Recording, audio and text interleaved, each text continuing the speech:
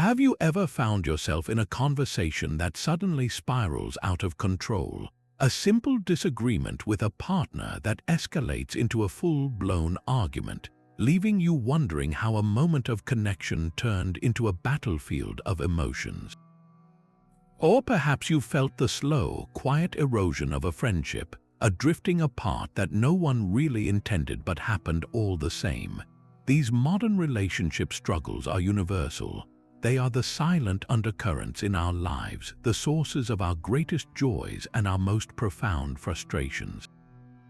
We navigate a world of constant digital communication, shifting social expectations, and immense pressure to maintain perfect connections, all while feeling like we're just barely keeping our heads above water.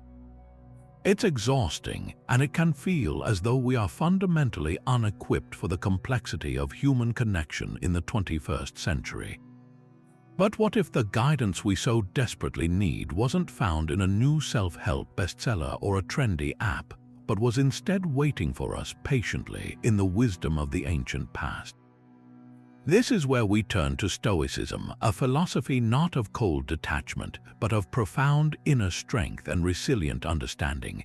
The Stoics of ancient Rome and Greece faced a world of political turmoil, personal loss, and unpredictable fortunes, and they developed a robust framework for maintaining their peace and character through it all. They understood power not as control over others, but as supreme command over one's own judgments, reactions, and inner world. And it is this very conception of power that holds the key to transforming our modern relationships. Today, we are going to explore this timeless wisdom, distilling it into 25 potent Stoic laws of power designed specifically for the landscape of modern relationships. These are not manipulative tricks or techniques for domination. Far from it. These are principles for building unshakable inner fortitude, for fostering deeper empathy, and for navigating the inevitable conflicts and complexities of our personal connections with grace and wisdom. This journey is about reclaiming your agency, not over others, but over your own responses. It's about learning to discern what is within your control and what is not, and in doing so, freeing yourself from the emotional roller coaster that so often defines our interactions. We will delve into laws that teach you how to respond to criticism without crumbling, how to offer love without expectation, and how to set boundaries without building walls. This is an invitation to a different way of being in relationship with the world and the people in it. It's a path toward conversations that connect rather than conflict, toward bonds that are built on mutual respect and resilience, and toward a personal power that is both quiet and unassailable. So, if you're ready to move beyond the struggle and step into a more centered, powerful, and peaceful way of relating, then you are in the right place. Let's begin this exploration together. Our first and perhaps most foundational law brings us to the very heart of Stoic wisdom, a principle so transformative that it can single-handedly change the entire landscape of your relationships. It is the practice of focusing with unwavering clarity on what is within your control and gracefully releasing everything that is not. The ancient Stoics called this the dichotomy of control, and it is the bedrock upon which all inner peace is built. In the context of our connections with others, this distinction becomes absolutely vital. You see, we so often exhaust ourselves trying to manage the feelings, thoughts, and actions of our partners, our friends, and our family members. We desperately want them to be happy, to agree with us, to see our point of view, to act in the ways we believe are best. But here is the profound and liberating truth that Stoicism offers. None of those things are ultimately within your direct control. You cannot force someone to feel loved. You can only offer your love sincerely. You cannot prevent someone from being angry with you. You can only choose how you respond to that anger with integrity. You cannot control whether a friend returns your call or a colleague respects your opinion. Your power lies solely in your own actions, your own judgments, and your own responses. Every moment you spend wrestling with the uncontrollable external world is a moment of your precious energy and peace that you will never get back. It's like trying to command the ocean waves to be still. You will only end up exhausted, frustrated, and drenched. Consider a common scenario. Your partner comes home from work in a sour mood and makes a critical remark about something you did. The immediate, instinctual reaction for many of us is to become defensive, to fire back a criticism of our own, or to internally spiral into anxiety, wondering what we did wrong and how we can fix their mood. We are trying to control their feeling, to stop the criticism at its source, but this is the uncontrollable. Their mood, their words, their perspective, these are their own. The Stoic shift happens when you turn your attention inward to the one domain where you are the absolute authority, yourself. Instead of trying to stop the criticism, you focus on managing your own reaction to it. You pause, you take a mental step back and observe the comment not as a devastating truth, but as an external event, a piece of information. You ask yourself, is this comment fair? Is there a kernel of truth I can learn from without accepting the harsh delivery? How can I respond in a way that aligns with my values of kindness and self-respect? Perhaps your response is a calm, "It sounds like you've had a tough day. I'm sorry to hear that." This isn't about being a doormat. It's about exercising your power to choose a response that de-escalates rather than inflames. You are controlling what you can, your own tone, your own emotional state, your own words, and in doing so, you reclaim a tremendous sense of agency. You are no longer a puppet whose strings are pulled by another person's bad mood. This principle applies to every facet of relationship dynamics. Wanting a friend to be more reliable is understandable, but you cannot control their flakiness. You can only control your decision to communicate your boundaries clearly or to adjust your expectations. Hoping for a parent's approval is a deep-seated desire, but you cannot control their judgment. You can only control your pursuit of a life that you yourself find worthy. By pouring your energy into this inner citadel of self-command, you stop the endless, draining conflict with reality. You begin to engage with people as they are, not as you wish them to be, and this acceptance is the very ground from which genuine, resilient, and peaceful relationships can finally grow. Building directly on the idea of focusing only on what you can control, we come to a second, seemingly counterintuitive Stoic practice that fortifies your emotional core and radically deepens your appreciation for the people in your life. This is the practice of negative visualization, or what the Romans called premeditatio malorum, the premeditation of evils. At first glance, this might sound like a recipe for anxiety, a deliberate invitation to dwell on everything that could go wrong. But in reality, it is one of the most powerful psychological tools available to cultivate resilience and a profound, active gratitude. The Stoics weren't morbid pessimists, they were pragmatic realists. They understood that everything in life is temporary: our health, our possessions, and most painfully, our relationships. To pretend otherwise is to live in a fragile fantasy, a bubble that is destined to pop. Negative visualization is the practice of gently and intentionally popping that bubble yourself, in the safety of your own mind, so that you are never caught completely off guard by life's inevitable changes. It is the mental equivalent of a fire drill. You don't conduct a fire drill because you want the building to burn down. You do it so that if smoke ever appears, you know exactly how to respond with calm effectiveness rather than blind panic. So, how does this apply to your relationships? It means taking a quiet moment, perhaps during your morning reflection or while on a walk, to consciously envision a potential challenge. You don't obsess over it or wallow in the emotion, you observe it with detachment. You might imagine having a significant disagreement with your partner over a sensitive topic. You play out the scenario in your mind, the sharp words that might be exchanged, the feeling of distance and hurt. But crucially, you also envision your own Stoic response. You see yourself pausing, remembering the first law, and focusing only on your own reaction. You imagine responding with calm clarity instead of reactive anger, with a desire to understand rather than to win. By mentally rehearsing this potential friction, you are inoculating yourself against the shock and overwhelm of it actually happening. When a real argument arises, it won't feel like a catastrophic, world-ending event. It will feel familiar, like a scenario you have already navigated in your mind, and you will have a pre-established neural pathway for a more centered and virtuous response. This practice extends even further. The most powerful application of negative visualization is to briefly contemplate the ultimate loss, imagining life without the person you love. This is not to breed fear or morbidity, but to accomplish the exact opposite.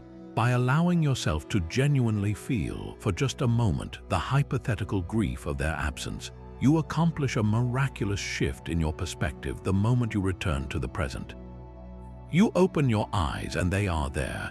The minor annoyance you felt about them leaving dishes in the sink suddenly seems trivial, overshadowed by the staggering gift of their presence. The conversation you are taking for granted becomes a precious, finite resource. This practice systematically dismantles the habituation that plagues long-term relationships, that tendency to stop seeing the person and instead see a fixture, a routine. It jolts you back into awareness, making you see your partner, your friend, or your family member with fresh eyes, as the incredible, temporary gift that they truly are. This isn't about living in fear of loss. It's about using the awareness of potential loss to fuel a deeper, more vibrant appreciation for what you have right now. It transforms your gratitude from a passive feeling into an active verb. You no longer just feel grateful for your partner, you act with gratitude. You become more patient, more present, and more willing to let the small irritations roll off your back because you have viscerally connected with the reality that this moment and this person is not a guarantee. You begin to treasure the ordinary moments, the shared silence over morning coffee, the sound of their laugh, the simple comfort of their presence in the same room. Negative visualization, therefore, is a profound exercise in emotional strength and love. It prepares you for storms so you can navigate them with a steadier hand, and it constantly renews your capacity for wonder and thankfulness for the calm, beautiful days. It teaches you to hold those you love with open hands, appreciating them fully without clutching them tightly in a way that stems from fear. This is the Stoic path to a love that is both resilient and deeply, consciously joyful. This brings us to a third Stoic law, one that acts as a powerful antidote to the conflicts that so often fracture our connections: judge less, understand more. This principle cuts to the very core of the Stoic belief that it is not events themselves that disturb us, but our judgments about those events. The philosopher Epictetus, born into slavery and facing immense hardship, put it with stark clarity: men are disturbed not by things, but by the views which they take of them. In the context of a relationship, this means that the sharp word from your partner, the forgotten promise from a friend, or the perceived indifference from a family member is not, in itself, the source of your pain. The source is the story you instantly tell yourself about that event, the judgment you form in a split second. You interpret the sharp word as a sign of disrespect. You see the forgotten promise as proof of their carelessness. You view the indifference as evidence that you don't matter. It is this internal, rapid-fire verdict that then triggers the cascade of hurt, anger, and defensiveness. The event is neutral until you assign it a negative meaning. Think of it like this: you are sitting in your living room and you hear a loud, sudden crash from the next room. If you instantly judge that sound to be your expensive vase shattering on the floor, your body floods with stress and frustration. But if you then discover the sound was merely a stack of books falling over, your entire emotional state shifts instantly. The sound was the same. What changed was your judgment of it. Our relationships are filled with these crashes, ambiguous actions and words that we are constantly interpreting, often in the most uncharitable light possible. We are all master novelists, writing elaborate, painful narratives about other people's intentions with very little evidence. The Stoic practice is to become a detective of your own mind, to catch yourself in the act of judging and to consciously suspend that verdict. When your partner snaps at you after a long day, the automatic judgment might be, "They are being rude and taking their stress out on me." This judgment immediately puts you on the defensive. But what if you paused that story? What if you replaced the judgment with a question aimed at understanding? You could ask yourself, "I wonder what's going on for them right now that would cause that reaction. Are they overwhelmed at work? Are they not feeling well? Did they receive some bad news?" This simple shift from accusation to curiosity fundamentally changes the entire interaction. You are no longer building a case against them. You are trying to understand their perspective. This doesn't mean you excuse hurtful behavior or become a perpetual victim. It means you first seek to comprehend the landscape before you choose your path through it. Understanding is not the same as agreement. You can fully understand that someone is acting out of exhaustion or fear without agreeing that their method of communication is acceptable. This space between stimulus and response, which the Stoics worked so hard to widen, is where your freedom and power reside. It is in that space that you can choose empathy over outrage. Imagine a scenario where a close friend consistently cancels plans at the last minute. The immediate, understandable judgment is that they are flaky, inconsiderate, or that they don't value your time. This judgment breeds resentment and will likely poison the friendship over time. But what if you approached it with a stance of seeking to understand? You might gently say, "I've noticed you've had to cancel our last few get-togethers and I miss seeing you. Is everything okay? It seems like maybe you're dealing with a lot right now." This opening comes from a place of concern, not accusation. Perhaps you discover they've been struggling with a hidden health issue, or are overwhelmed with caring for an aging parent, or are battling a bout of social anxiety they were too embarrassed to share. Their behavior hasn't changed, but your understanding of it has, and with that, your entire emotional response transforms from resentment to compassion. The conflict evaporates, replaced by a potential for deeper connection and support. This practice of judging less and understanding more is a daily discipline. It requires humility, the recognition that your initial interpretation is not the only possible truth. It requires the courage to be vulnerable enough to ask questions instead of issuing pronouncements. And most of all, it requires the wisdom to see that most people are not acting from a place of malice, but from a place of their own pain, fear, or ignorance. When you make this shift, you stop seeing other people as antagonists in your story and start seeing them as complex individuals navigating their own difficult journeys. You become a source of calm understanding in a world quick to anger, and in doing so, you not only de-escalate potential conflicts, but you also build bridges of trust and empathy that make your relationships infinitely more resilient and profound. Now, let's turn our attention inward to the very foundation upon which all these external interactions are built: your own character. Stoic Law number 4 reminds us that in a world of shifting opinions and unpredictable circumstances, your character is the one asset that remains entirely within your control and ultimately defines your power. The Stoics placed virtue, which they saw as wisdom, courage, justice, and moderation, as the sole true good in life. Everything else, wealth, reputation, even the health of our relationships, was classified as a preferred indifferent. It's nice to have, but it is not the ultimate goal. The ultimate goal is to live with moral excellence, to be a good person. This might sound lofty or abstract, but its application in our daily relationships is intensely practical and profoundly transformative. When you make the conscious decision to prioritize your integrity above a desired outcome in a relationship, you are exercising a form of power that is both quiet and unshakable. Think about what this looks like in practice. It means being a person of your word so consistently that your promises become a form of currency more valuable than any material possession. When you tell a friend you'll be there at 8, you are there at 8. When you promise your partner you'll handle a specific chore, you follow through without needing to be reminded. This reliability builds a foundation of rock-solid trust. People know that your yes means yes and your no means no. They don't have to waste energy wondering if you'll flake or deciphering your hidden motives. This reliability is a magnetic force. It attracts people who value stability and depth, and it naturally repels those who thrive on drama and inconsistency. This principle extends to honesty, but with the crucial Stoic nuance of kindness. Stoic honesty isn't about brutal bluntness, using "I'm just being honest" as a license to wound.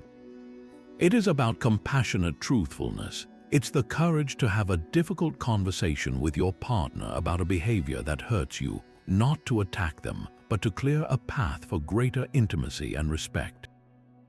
It's the integrity to admit to a friend when you've made a mistake and apologize sincerely without making excuses. Every time you choose honesty over convenience or kindness over sarcasm, you are making a deposit into the bank of your character. You are building a reputation not for being nice but for being trustworthy. This stands in stark contrast to the manipulative games and power plays that so often poison modern relationships. The Stoic understands that trying to control a partner through jealousy, guilt-tripping, or silent treatments is a hollow and ultimately self-defeating victory. You might get the short-term result you want. Perhaps they give you more attention or acquiesce to your demand, but you have done so by eroding the very trust and respect that form the bedrock of a healthy connection. You have gained a temporary behavioral change at the cost of long-term relational health. You have traded the genuine power of integrity for the feeble illusion of control. The person who operates from a place of strong character doesn't need to play these games. Their power comes from within. They don't lie to avoid conflict because their self-worth isn't dependent on the other person always being happy with them. They don't gossip about a friend to gain social leverage because their sense of value is rooted in their own virtue, not in being seen as in the know. This internal consistency makes your actions predictable in the best possible way. People know what to expect from you because you are guided by a clear moral compass, not by your fleeting emotions or a desire for approval. This creates an environment of profound psychological safety. In your presence, others feel they can let their guard down because they know they are interacting with someone who is authentic and principled. They know you will not betray a confidence for a laugh, abandon them when it becomes inconvenient, or love them conditionally based on what they can do for you. This is the kind of power that forges bonds that can withstand the tests of time and conflict. It is the quiet confidence of knowing that no matter what happens in the relationship, whether it flourishes or ends, you can look at yourself in the mirror and know you acted with honor. You remain true to your principles. That is a form of wealth that no external circumstance can ever take from you, and it is the most attractive quality you can possibly bring to any relationship.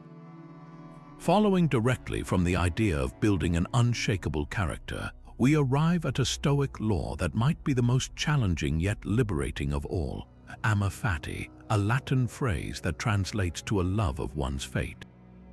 This is not merely about accepting or enduring the difficult moments in your relationships.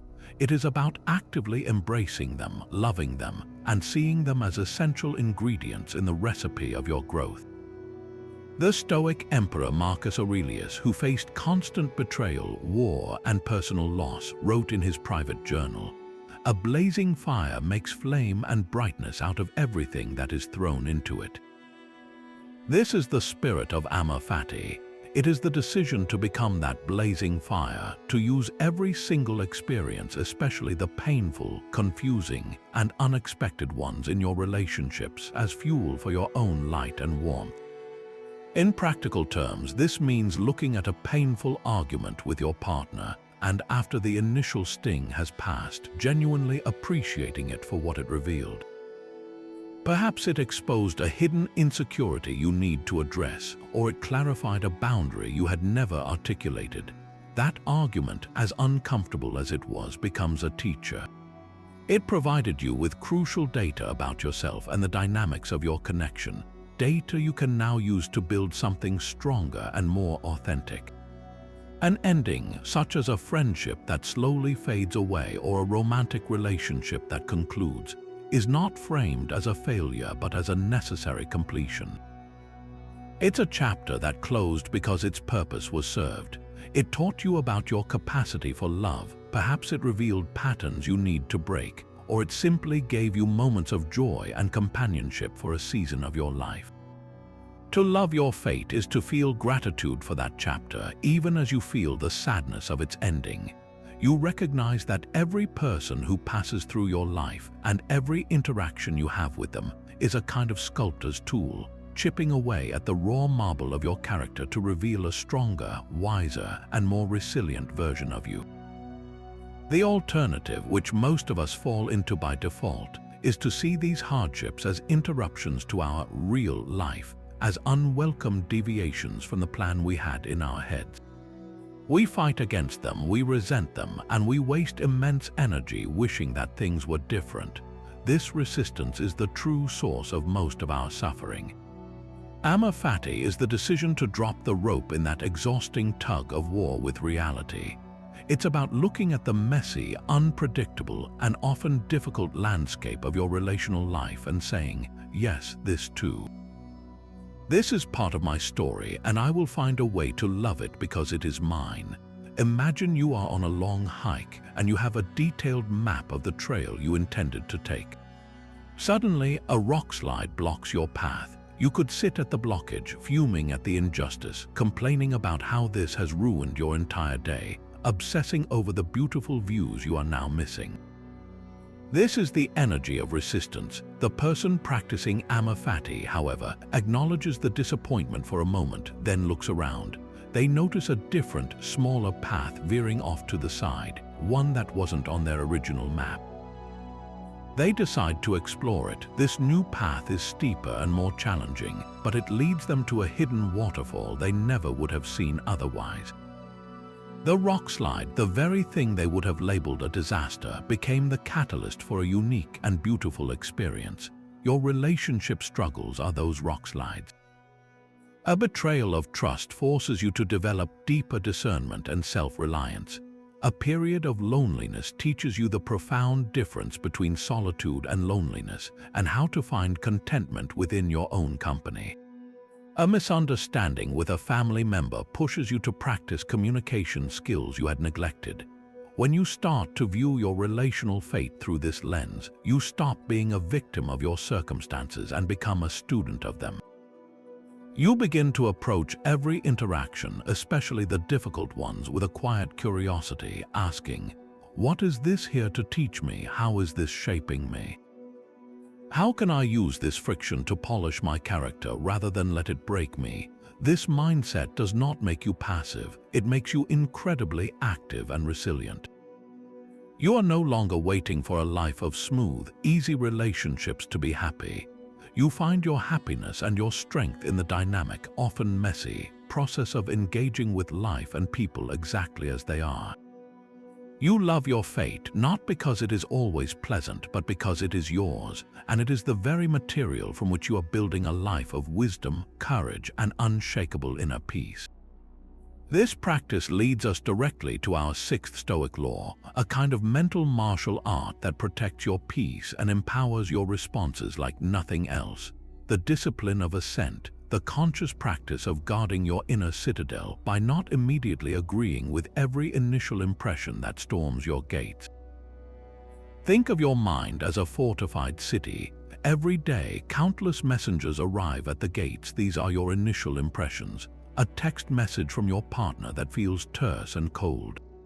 A comment from a coworker that could be interpreted as a subtle dig. The sight of your friend laughing with someone else, triggering a flicker of insecurity.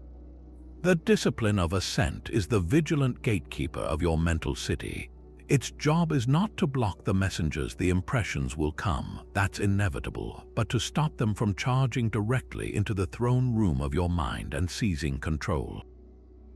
It says, "Halt, I will examine your message before I grant you the power to dictate my actions." In the heat of a relational moment, this looks like creating a sacred pause between the stimulus and your response. It is in that tiny, powerful space that your freedom truly lives. An initial impression is raw, unprocessed data, often clouded by our own past wounds, biases, and immediate emotional states. It is not truth, it is a first draft of reality, and it is frequently a very poorly written one. When you receive that short text message, the initial impression might scream, "They're angry with me." What did I do wrong? This impression, if given immediate assent, instantly triggers a cascade of anxiety. Your heart rate might quicken, your thoughts might race with defensiveness, and you might fire back a reactive text that escalates the situation unnecessarily. The discipline of assent interrupts this automatic chain reaction. It allows you to observe the thought, "They're angry with me," and to label it for what it is, an impression, not a fact. You then bring in your faculty of reason, your inner Stoic sage, to cross-examine this messenger. You ask, is there any other possible explanation for this terse text? Could they simply be busy in a meeting, or stressed by a deadline, or typing with one hand while carrying groceries? By withholding your immediate agreement, you drain the impression of its destructive power. You transform from a reactor, a puppet on the strings of external events, to a thoughtful actor, a sovereign in your own mind. This discipline is especially crucial in our world of instant digital communication, where a moment of unchecked assent can lead to a text war that damages a relationship for days. The ping of a notification becomes the messenger at the gate. The discipline of assent is the mental muscle that lets you see the notification, feel the impulse to grab your phone and reply instantly, and instead choose to set the phone down, take a deep breath, and maybe even wait 5 minutes. In that time, reason has a chance to catch up with emotion. You realize that a nuanced conversation is better had in person, or that your initial interpretation was likely flawed, or that no response at all is the most powerful and peaceful response. This isn't about suppressing your emotions, it's about refusing to be enslaved by their first, most primitive interpretation of events. The Stoics believed that our judgments are the root of our suffering, and the discipline of assent is the tool for uprooting those faulty judgments before they can grow into full-blown conflicts. Consider a scenario where you walk into a room and see your partner deep in conversation with a friend, and they both stop talking and look at you as you enter. The initial, unchallenged impression might be one of paranoia. They were talking about me. They must have been saying something negative. If you assent to this, you will enter the room with a closed-off, suspicious energy, which will likely create the very tension you feared. But if you practice the discipline of assent, you notice that impression and then question it. You might reason, it's far more likely their conversation simply reached a natural conclusion as I entered. Or perhaps they were discussing a surprise for me. My impression is based on insecurity, not evidence. By choosing not to assent to the paranoid interpretation, you can walk into the room with an open, warm demeanor, preserving the harmony of the evening and strengthening the trust in your relationship. This practice requires constant, gentle vigilance. It is the core of emotional self-defense. Every time you successfully pause and question an initial impression, you are strengthening your inner citadel. You are building a mind that is not easily disturbed by the slings and arrows of ambiguous social cues. You become harder to offend, quicker to understand, and slower to anger. You grant others the grace of a generous interpretation, and in doing so, you grant yourself the profound peace that comes from being the unwavering guardian of your own inner world. This brings us to a Stoic law that strikes at a particularly subtle and pervasive source of relational friction, the quiet, often unconscious hope for a reward. Stoic law number 7 is about acting with pure intent, doing the right thing for its own sake, and liberating yourself from the need for external praise or reciprocal favors. In the landscape of our closest connections, this principle is a game changer for one simple reason. It systematically dismantles the economy of emotional debt that so often poisons our goodwill. How many times have you done something kind for your partner?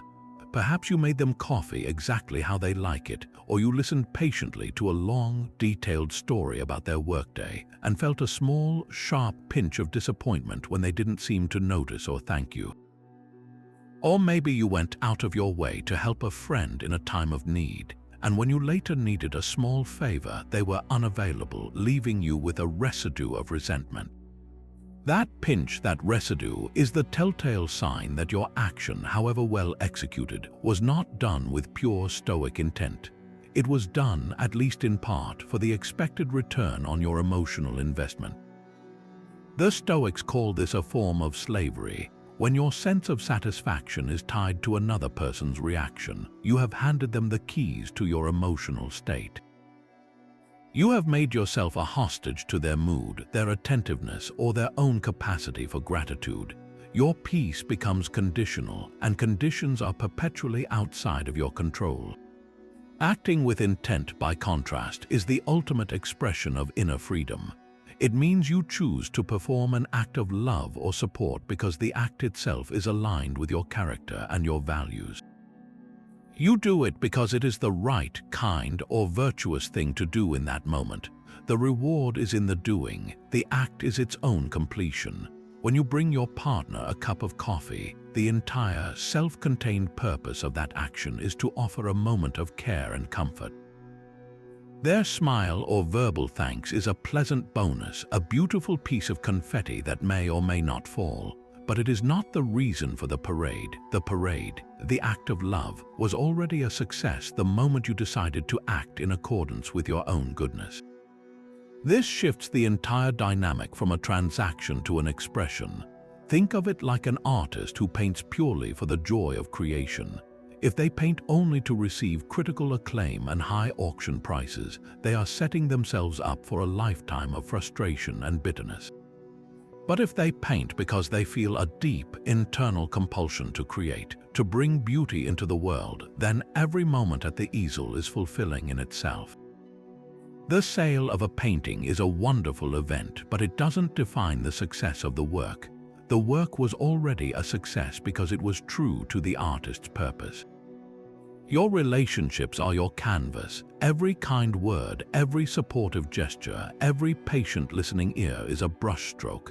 When you perform these actions as expressions of who you are, rather than as bids for appreciation, you free yourself from a crushing burden.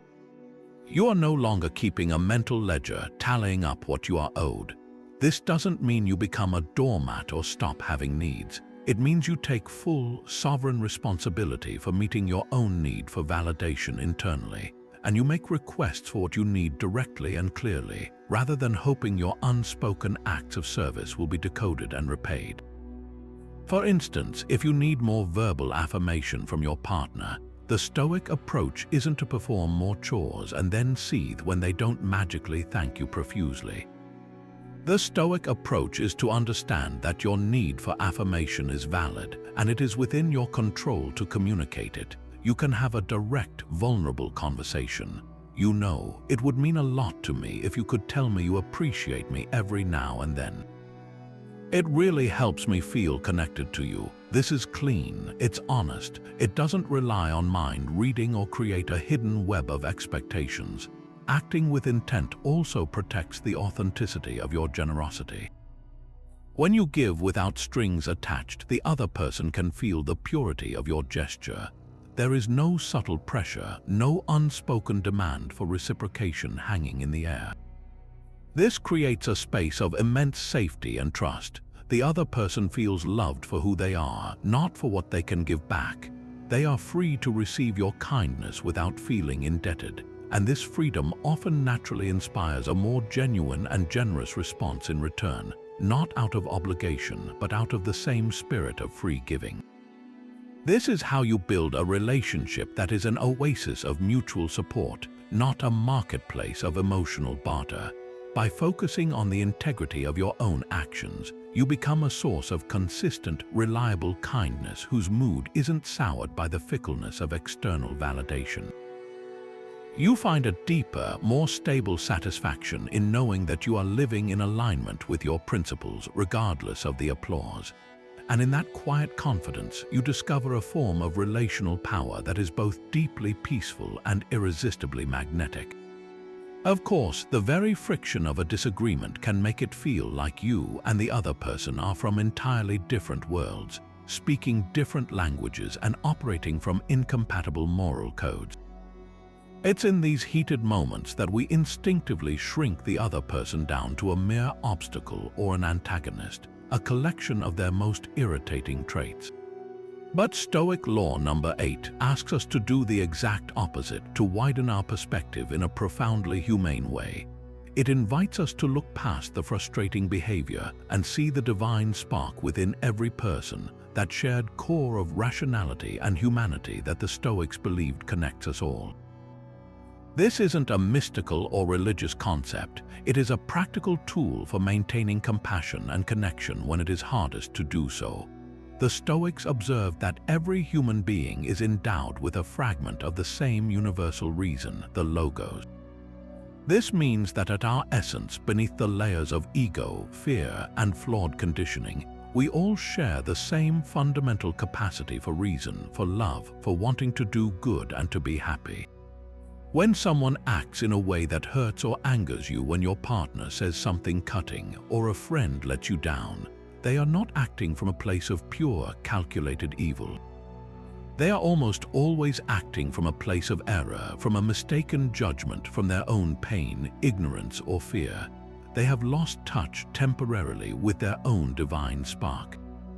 Your job in that moment is not to extinguish their spark with your own anger, but to remember it exists, even if it's currently hidden behind a cloud of poor behavior. This shift in perception is like looking at a cloudy night sky. You don't conclude that the stars have ceased to exist. You understand that they are merely obscured. The person in front of you, the one you are in conflict with, still has that inner light of reason, however dim it may seem. They are, as the Stoics would say, a fellow traveler on the same difficult road of life, doing the best they can with the tools and the understanding they currently possess.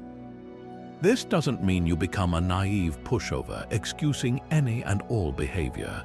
You can still hold a boundary, you can still address a harmful action, but you do so from a foundation of compassion rather than contempt. The difference is everything. Imagine your partner snaps at you unfairly after a stressful day. The default reaction is to see them as the enemy, as an aggressor who needs to be met with equal or greater force. But if you pause and actively call to mind the idea of the divine spark, you might instead see them as a tired, overwhelmed human being who has momentarily lost their way. You see the person you love, who is usually kind and considerate, currently masked by their stress. This allows you to respond not to the mask, but to the person behind it. Your tone softens. Instead of snapping back, "Why are you being so rude?" you might say, "It sounds like you're carrying a lot right now. That must be really hard." This response acknowledges their inner struggle without endorsing their outer behavior. It de-escalates the situation because it refuses to engage with the hostility on its own terms. It's a gentle reminder to them and to you of their better nature. This practice is incredibly powerful for dissolving grudges. Holding a grudge is like drinking poison and expecting the other person to get sick. It's an attempt to punish someone by harming yourself with your own bitter thoughts. When you hold on to resentment, you are the one trapped in the past, replaying the hurt. But when you make a conscious effort to see the divine spark in the person who wronged you, you are not saying what they did was okay. You are simply recognizing their shared humanity. You are acknowledging that they, like you, are flawed, that they, like you, make mistakes, and that they, like you, are probably acting from a place of their own unhealed wounds. This doesn't absolve them of responsibility. It frees you from the prison of your own anger. You can release the grudge not because they deserve it, but because you deserve peace. This perspective is especially transformative in dealing with people who seem consistently difficult. That colleague who is always criticizing, or that family member who is perpetually negative. It's easy to write them off as just a jerk or a toxic person, but the Stoic challenge is to look deeper. What pain might be driving their constant criticism? What fear is fueling their negativity? Perhaps their need to put others down stems from a deep-seated insecurity, a feeling of inadequacy they've carried since childhood. Their behavior is a misguided, flawed attempt to feel better about themselves. When you see this, your anger can begin to transmute into a form of pity. Not a condescending pity, but a sober understanding of their internal struggle. You realize that living with such a mind must be its own punishment. This makes it much easier to interact with them without letting their behavior dictate your own inner state.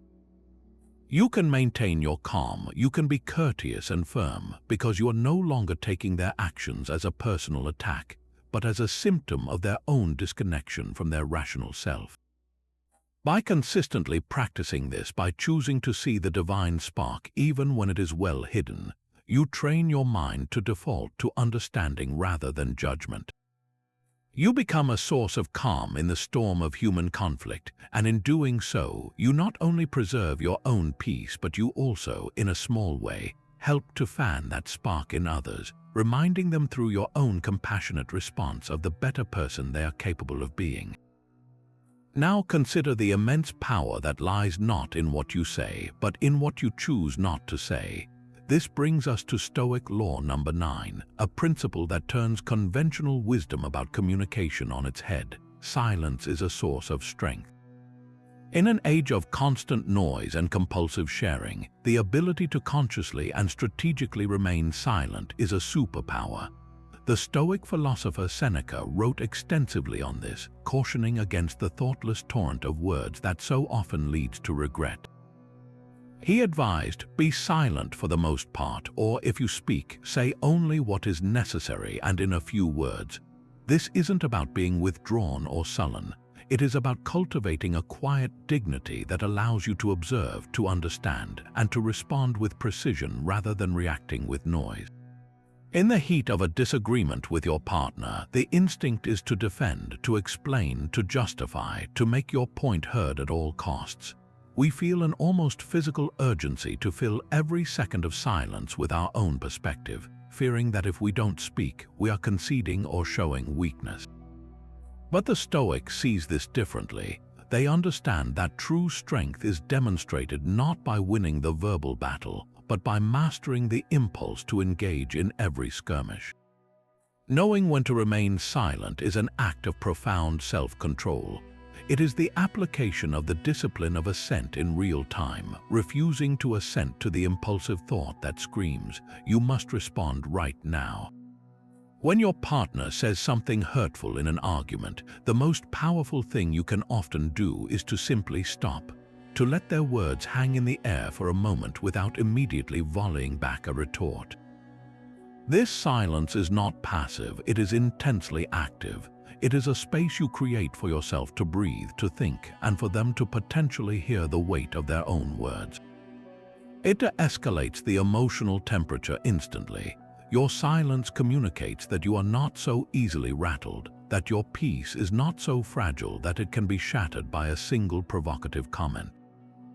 This same strength is found in relinquishing the compulsive need to have the last word. How many arguments drag on pointlessly, long after the initial issue has been forgotten, simply because both people are entrenched in a battle of verbal one-upmanship? The person who must always have the final say is revealing a deep-seated insecurity, a need to feel in control of the narrative. The Stoic, secure in their own character and judgment, feels no such compulsion. They can end a conversation, even a difficult one, without delivering a parting shot. They understand that winning an argument is often a Pyrrhic victory. You may have proven your point, but you have damaged the relationship in the process. By being the one who can gracefully end the cycle of retaliation, you demonstrate a strength that is far more impressive than any clever rebuttal.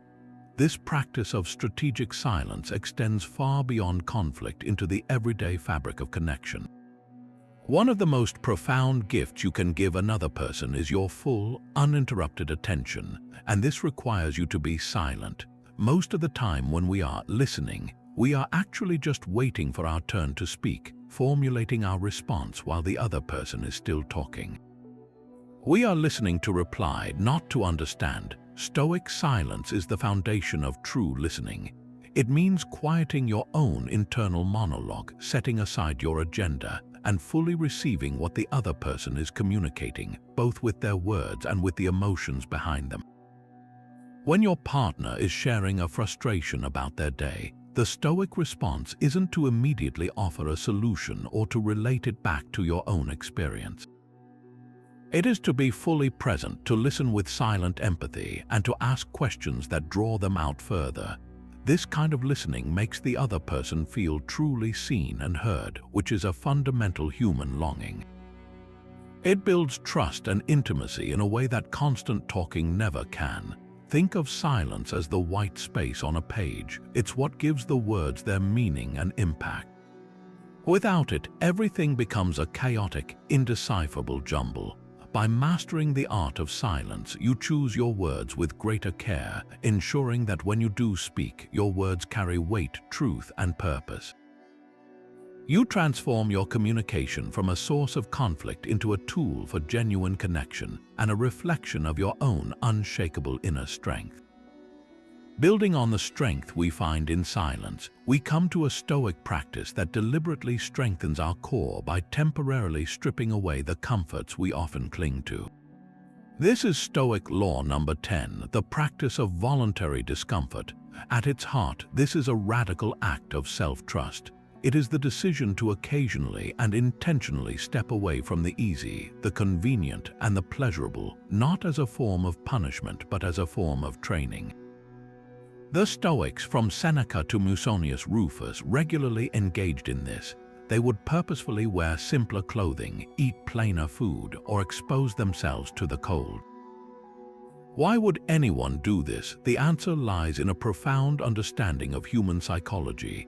Comfort, when it becomes a constant expectation, makes us soft, anxious, and dependent. It creates a fragile identity that is easily shattered the moment life fails to deliver the ease we feel entitled to.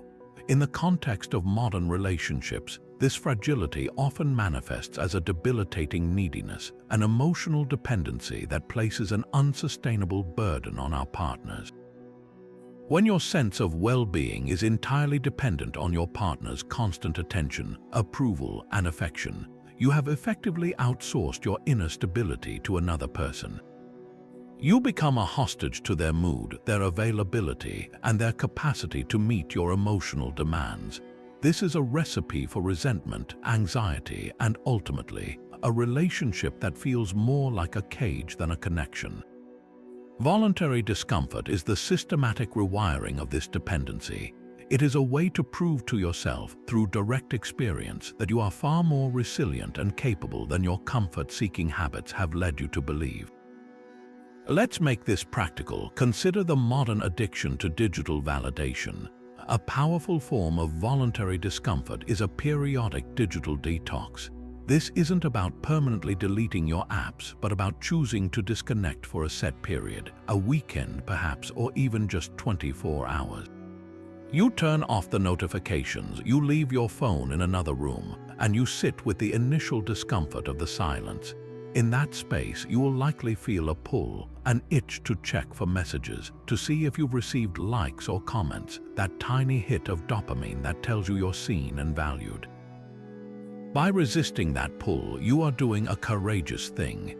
You are proving to the deepest part of yourself that your worth is not determined by the ping of a notification. You are learning to generate your own sense of validation from within. When you return to your relationship after such an exercise, you do so as a more complete person. You aren't coming to your partner with an empty cup, desperately needing them to fill it. You arrive with your own cup already full, and you can offer your presence and love as a gift, not as a demand. Another simple but profound practice is to voluntarily choose a simpler meal. Instead of ordering the takeout you crave, prepare a basic, nutritious meal for yourself. Eat it mindfully without the distraction of a screen. In that simple act, you are confronting the instinct for immediate gratification. You are reminding your body and mind that you can derive satisfaction from sufficiency, not just from indulgence.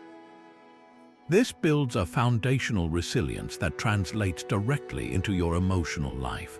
When your partner is unavailable or preoccupied, instead of spiraling into a story of neglect, you can draw upon this inner resource. You can occupy yourself, find contentment in your own company, and trust that the connection will resume when the time is right. This practice fundamentally shifts the motivation for being in the relationship. When you are emotionally self-sufficient, you are not in the relationship because you need the other person to feel okay. You are in the relationship because you choose them, because their presence adds a beautiful, enriching layer to a life that is already whole and fulfilling on its own terms.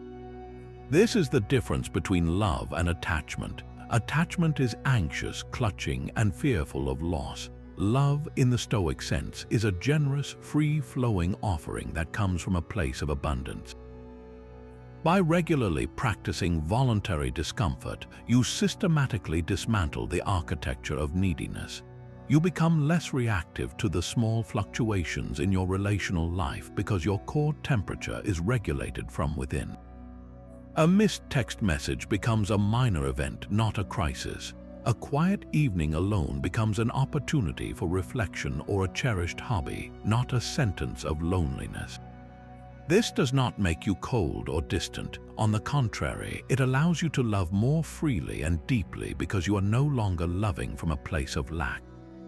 You are loving from a place of strength, and that kind of love is generous, patient, and unshakable.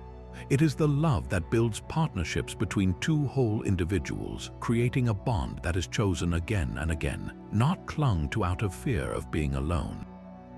This profound awareness of our own resilience and the power of our choices brings us to a Stoic law that may initially seem the most somber, yet holds the potential to infuse your relationships with the most vibrant and urgent love imaginable. Stoic law number 11 is memento mori, a Latin phrase that means remember you must die, and when we apply its wisdom to our connections, it transforms from a morbid contemplation into a breathtakingly beautiful practice. Remembering that you and everyone you love are mortal is not about cultivating a fear of death, but about instilling a profound reverence for life and specifically for the irreplaceable time you have together. The Stoics saw this reflection not as a morbid obsession, but as the ultimate prioritization tool. It is the lens that instantly clarifies what is trivial and what is essential. Think of a petty argument you had with your partner recently. Perhaps it was about who forgot to take out the trash or a careless comment about a minor habit. In the heat of the moment, that argument can feel all-consuming. The stakes can feel incredibly high. But now, hold that same argument up against the backdrop of memento mori. Imagine, just for a moment, a future where you no longer have the privilege of arguing with this person. The finality of that thought has a way of shrinking our daily irritations down to their proper, minuscule size. That argument over the trash suddenly loses all its power. It is exposed for what it is, a meaningless blip on the radar of a finite, precious shared existence. This practice actively dismantles the habit of taking each other for granted. It's so easy to fall into the routine of assuming your partner will always be there, that there will always be a tomorrow to apologize, to express gratitude, to give that compliment. Memento mori shatters that illusion of infinite time. It whispers a crucial truth. This conversation, this shared meal, this quiet evening on the couch could be the last of its kind. This isn't meant to fill you with anxiety, but to fill you with presence. When you genuinely internalize that your time together is limited, you stop postponing your love. You stop saving your best self for a special occasion that may never come. You begin to treat every ordinary Wednesday as if it were a kind of unofficial holiday, a celebration of the simple, miraculous fact that you are both here together right now. This shifts your behavior in immediate and tangible ways. That gratitude you felt but didn't voice, you voice it. The small act of physical affection you almost skipped. You offer it, the forgiveness you were withholding until you felt they had suffered enough. You grant it freely, because you understand on a visceral level that the cost of withholding these things is far greater than the minor vulnerability required to express them. Consider the last time you said goodbye to your partner as they left for work. Was it a distracted mumble, your attention already on the day's to-do list? Or was it a genuine moment of connection, a look in the eye, a real embrace, a sincere "I love you," offered with the unspoken understanding that the world is unpredictable and this goodbye, like all goodbyes, carries a tiny, unspoken weight? Memento Mori teaches us to infuse these daily rituals with meaning. It encourages us to have the difficult conversations we've been avoiding, not out of conflict, but out of a desire for deeper clarity and intimacy while there is still time. It compels us to resolve arguments before we go to sleep, not letting the sun go down on our anger because we are acutely aware that we are not guaranteed a sunrise. This practice also fosters a powerful and generous perspective on your partner's flaws. That one habit of theirs that drives you absolutely crazy, the way they leave cabinet doors open, or their particular brand of stubbornness, when viewed through the lens of impermanence, can transform from an irritant into a part of their unique, irreplaceable signature. You may even find a strange fondness for these quirks because they are woven into the tapestry of the person you are so fortunate to share your life with. You realize that the alternative to being annoyed by their open cabinet doors is a silent, empty kitchen where all the doors are permanently closed. The choice becomes clear. Ultimately, Memento Mori is the ultimate antidote to emotional laziness. It kickstarts us out of our relational complacency. It demands that we stop waiting for the perfect moment to be happy, to be loving, to be fully present.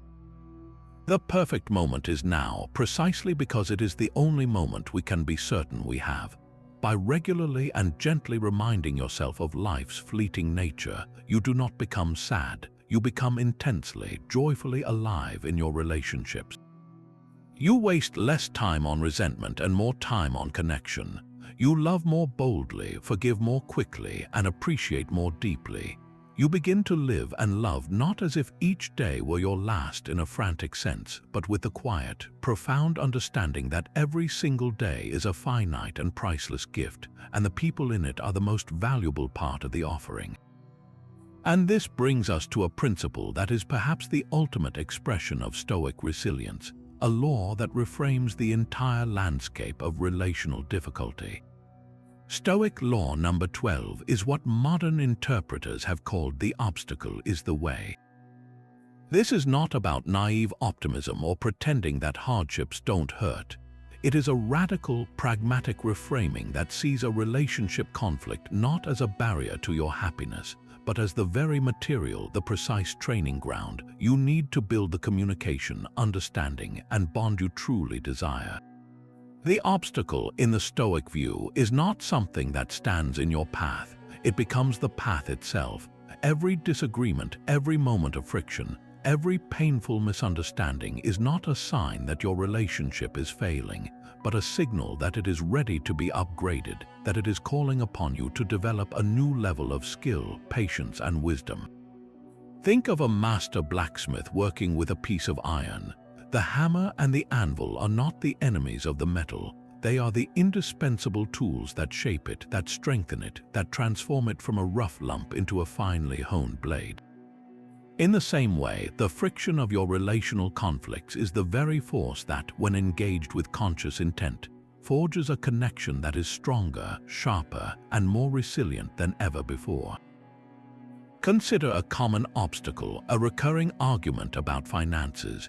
You and your partner see money differently. One of you is a natural saver, feeling security in a large safety net, while the other is more of a spender, seeing money as a tool for creating experiences and enjoying life now. The default, untrained response is to see this difference as an irreconcilable problem, a fundamental incompatibility that causes endless tension. You each dig into your positions, trying to convince the other that your way is right, that their way is flawed. This turns the obstacle into a wall, a permanent point of contention.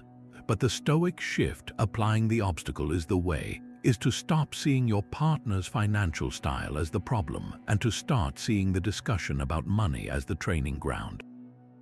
The obstacle isn't their spending habit or your saving habit. The obstacle is your collective inability to communicate about values, fears, and dreams in a way that leads to a shared plan. This argument, then, becomes the way forward. It is the precise opportunity you have been given to practice radical empathy, to truly step into your partner's worldview and understand the emotional landscape behind their habits. The saver might be driven by a deep-seated fear of instability, a story from their past about scarcity. The spender might be motivated by a profound value of joy and a belief that life is meant to be lived fully in the present. When you approach the argument from this perspective, the goal is no longer to win. The goal is to understand. The conflict becomes a joint excavation project where you're both digging not for ammunition but for insight. You ask questions like, what does financial security truly mean to you? Or, what kind of experiences make you feel most alive and how can we plan for those together? In doing this, you are not just solving a budget problem, you are building a bridge between your inner worlds. You are developing the communication muscles required for a lifetime partnership. The obstacle of financial disagreement becomes the way you learn to co-create a vision for your future that honors both of your core values. The argument transforms from a destructive force into a constructive workshop. This principle applies to every tier of relational challenge. A betrayal of trust, while profoundly painful, can become the way you both learn about the anatomy of forgiveness, about the painstaking process of rebuilding integrity, and about establishing boundaries with a clarity you never had before. The obstacle of the betrayal, as agonizing as it is, forces a level of honesty and relational reassessment that might have taken decades to surface otherwise. It becomes the path to a relationship that is either consciously and intentionally rebuilt on a stronger foundation, or consciously and respectfully released with lessons that will inform your future connections. Even the obstacle of distance in a long-distance relationship can be reframed. Instead of seeing the miles as a barrier to intimacy, you can see them as the way you learn to cultivate emotional intimacy that isn't dependent on physical presence. It becomes the training ground for developing deeper communication skills, for expressing affection in creative ways, and for building a foundation of trust that is based on faith and commitment rather than constant proximity. The distance, the very thing that seems to be the problem, becomes the unique condition that forces you to build a more resilient and intentional connection. Embracing the obstacle is the way requires a fundamental shift in identity. You must stop seeing yourself as a victim of your relationship's problems and start seeing yourself as the active architect of its solutions. The friction is not happening to you, it is happening for you, providing the grit you need to polish your character and your connection. When your partner criticizes you, instead of recoiling into defensiveness, you can see it as an opportunity to practice receiving feedback with grace, to sift the useful data from the emotional delivery, and to strengthen your own self-worth so that it isn't shattered by outside opinion. This mindset cultivates a form of relational fearlessness. You stop dreading conflict and start seeing it as an inevitable and useful part of the growth process. You engage with difficult conversations not with anxiety, but with a quiet curiosity, wondering, what is this challenge here to teach us? How can we use this friction to create something more beautiful and durable between us? This transforms your entire energetic presence within the relationship. You become a source of stability and creative problem solving, a partner who leans into difficulty rather than running from it. And in doing so, you inspire the same courage in the person you love, creating a dynamic where obstacles are not threats, but invitations to build something extraordinary together. This brings us to a Stoic ideal that might seem almost superhuman at first glance, but its practical application is among the most grounding and powerful gifts you can offer in any relationship. Stoic Law 13 is about learning to be a rock in the storm of emotions, embodying the steadiness of the Stoic sage who remains anchored in reason even when the seas around them are raging. In our modern context, this doesn't mean becoming an emotionless robot or a cold, distant statue. It means cultivating the profound strength to be an emotionally stable anchor for your partner and for yourself, a steady presence that is not easily provoked into reactive drama and that provides a sanctuary of calm when everything else feels chaotic. Think about the last time you witnessed someone truly lose their temper. The shouting, the sharp gestures, the clouded judgment, it's a storm that can be frightening to be near. Now imagine being the person in that situation who does not get swept up in the hurricane. You don't shout back, you don't match their frantic energy. Instead, you stand firm, you listen, and you maintain a calm demeanor. This is not passivity, it is a form of active strength that is incredibly difficult to master. Your calmness in that moment acts as a gyroscope for the entire interaction. It prevents the emotional temperature from escalating further, and it often has a paradoxical effect of slowly, steadily calming the other person down, simply because their storm is meeting a solid, unshakable shore instead of another competing storm. This role of the anchor is crucial when your partner is going through their own emotional turmoil. Perhaps they've had a devastating day at work, they're gripped by anxiety about the future, or they're overwhelmed with grief. In these moments, their rational mind is often temporarily offline, hijacked by the amygdala, the brain's fear center. They cannot access their own inner rock because it's currently submerged by the waves of emotion. If you, as their partner, also become swamped by their feelings, if you absorb their anxiety and start to panic alongside them, or if you become frustrated and impatient with their distress, then there are two people drowning, and no one is left on solid ground to throw a lifeline. But when you can practice being the rock, you become that lifeline. You provide a safe harbor. Your steady presence communicates a silent, powerful message. I see your storm. It is real and it is intense, but we are not going to capsize. I am here with you, and this feeling, however powerful, will pass. Your calm becomes a contagious force, not by demanding that they calm down, but by modeling a different way of being. So, how do you build this resilience within yourself? It begins long before the storm even appears on the horizon. It is built through the daily practices we've already discussed: the discipline of ascent, where you question your initial impressions, and the focus on what you can control, which is always your own response. When your partner comes to you in a state of high emotion, your first task is to manage your own internal reaction. The initial impression might be one of alarm or annoyance. Oh no, here we go again, or this is going to ruin our entire evening. The Stoic anchor catches that impression and refuses to assent to its catastrophic narrative. They take a deep breath, consciously relax their shoulders, and make a deliberate choice not to take the other person's emotional state personally. You recognize that their turmoil is about their internal world, their interpretation of events, and while you can offer support, you are not responsible for fixing it. This allows you to listen with empathy without becoming a sponge for their distress. You can ask clarifying questions with a gentle tone. It sounds like you're feeling really overwhelmed. Can you tell me more about what happened? This kind of response does not fuel the fire. It doesn't offer unsolicited advice or try to immediately solve the problem. It simply provides a container for their emotion to be expressed and witnessed, which is often exactly what a person needs to begin regulating themselves. There is a profound difference between empathy and enmeshment. Empathy is feeling for someone and understanding their perspective. Enmeshment is feeling what they feel to the point where you lose your own emotional bearings. The Stoic anchor practices the former while avoiding the latter. They maintain a healthy emotional boundary, understanding that they can be compassionate and supportive without sacrificing their own inner peace on the altar of the other person's mood.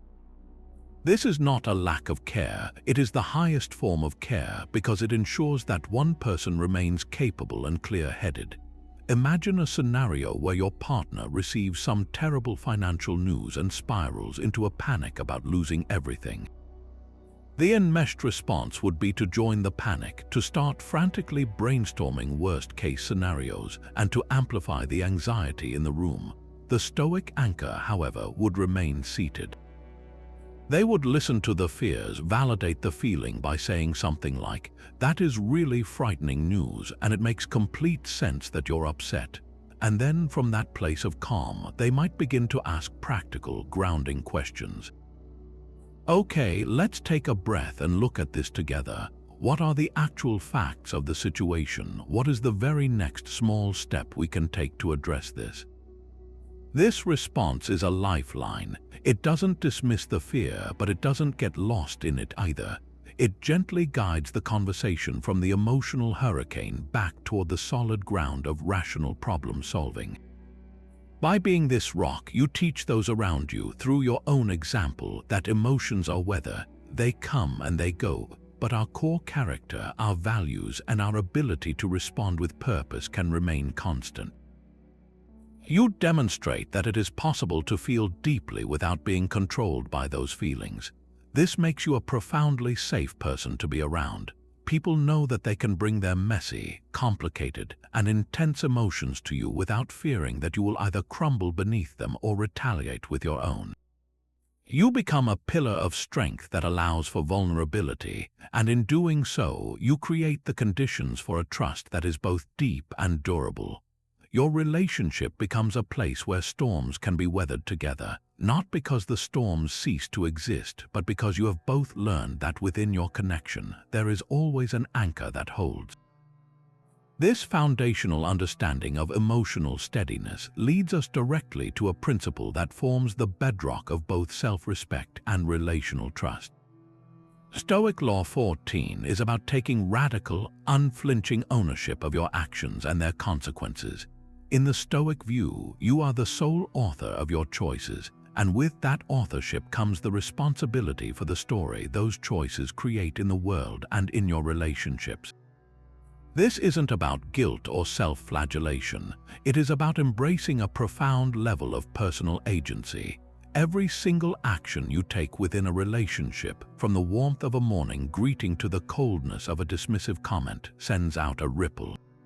The Stoic understands this causal chain with absolute clarity and chooses to act with the foresight of how those ripples will impact the emotional ecosystem of their connection. Taking ownership means you stop externalizing the reasons for your behavior.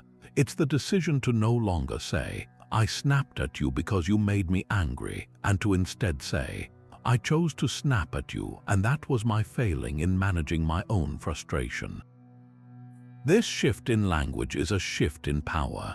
When you claim that your partner made you feel or act a certain way, you are handing them the remote control to your inner state. You are portraying yourself as a passive reactor, a leaf blown about by the winds of their actions, but when you own your response, you reclaim your sovereignty. You acknowledge that between their action and your reaction, there was a space, and in that space you made a choice. Perhaps it was a choice made in a split second, influenced by fatigue or past hurts, but it was a choice nonetheless. This level of responsibility is the absolute prerequisite for sincere apology. A Stoic apology is a clean, powerful thing, utterly devoid of the qualifiers that so often weaken our attempts to make amends. It does not sound like, "I'm sorry if what I said hurt you, but I was just really stressed."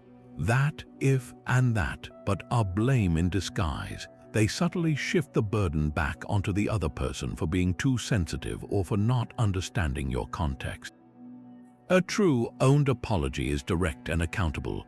"I am sorry for what I said. My words were harsh and unkind, and they hurt you. That was my responsibility, and I will work to communicate my stress more constructively in the future." This kind of apology does not make you smaller, it makes you stronger. It demonstrates a character that is secure enough to acknowledge its own flaws and committed enough to the relationship to engage in the repair work.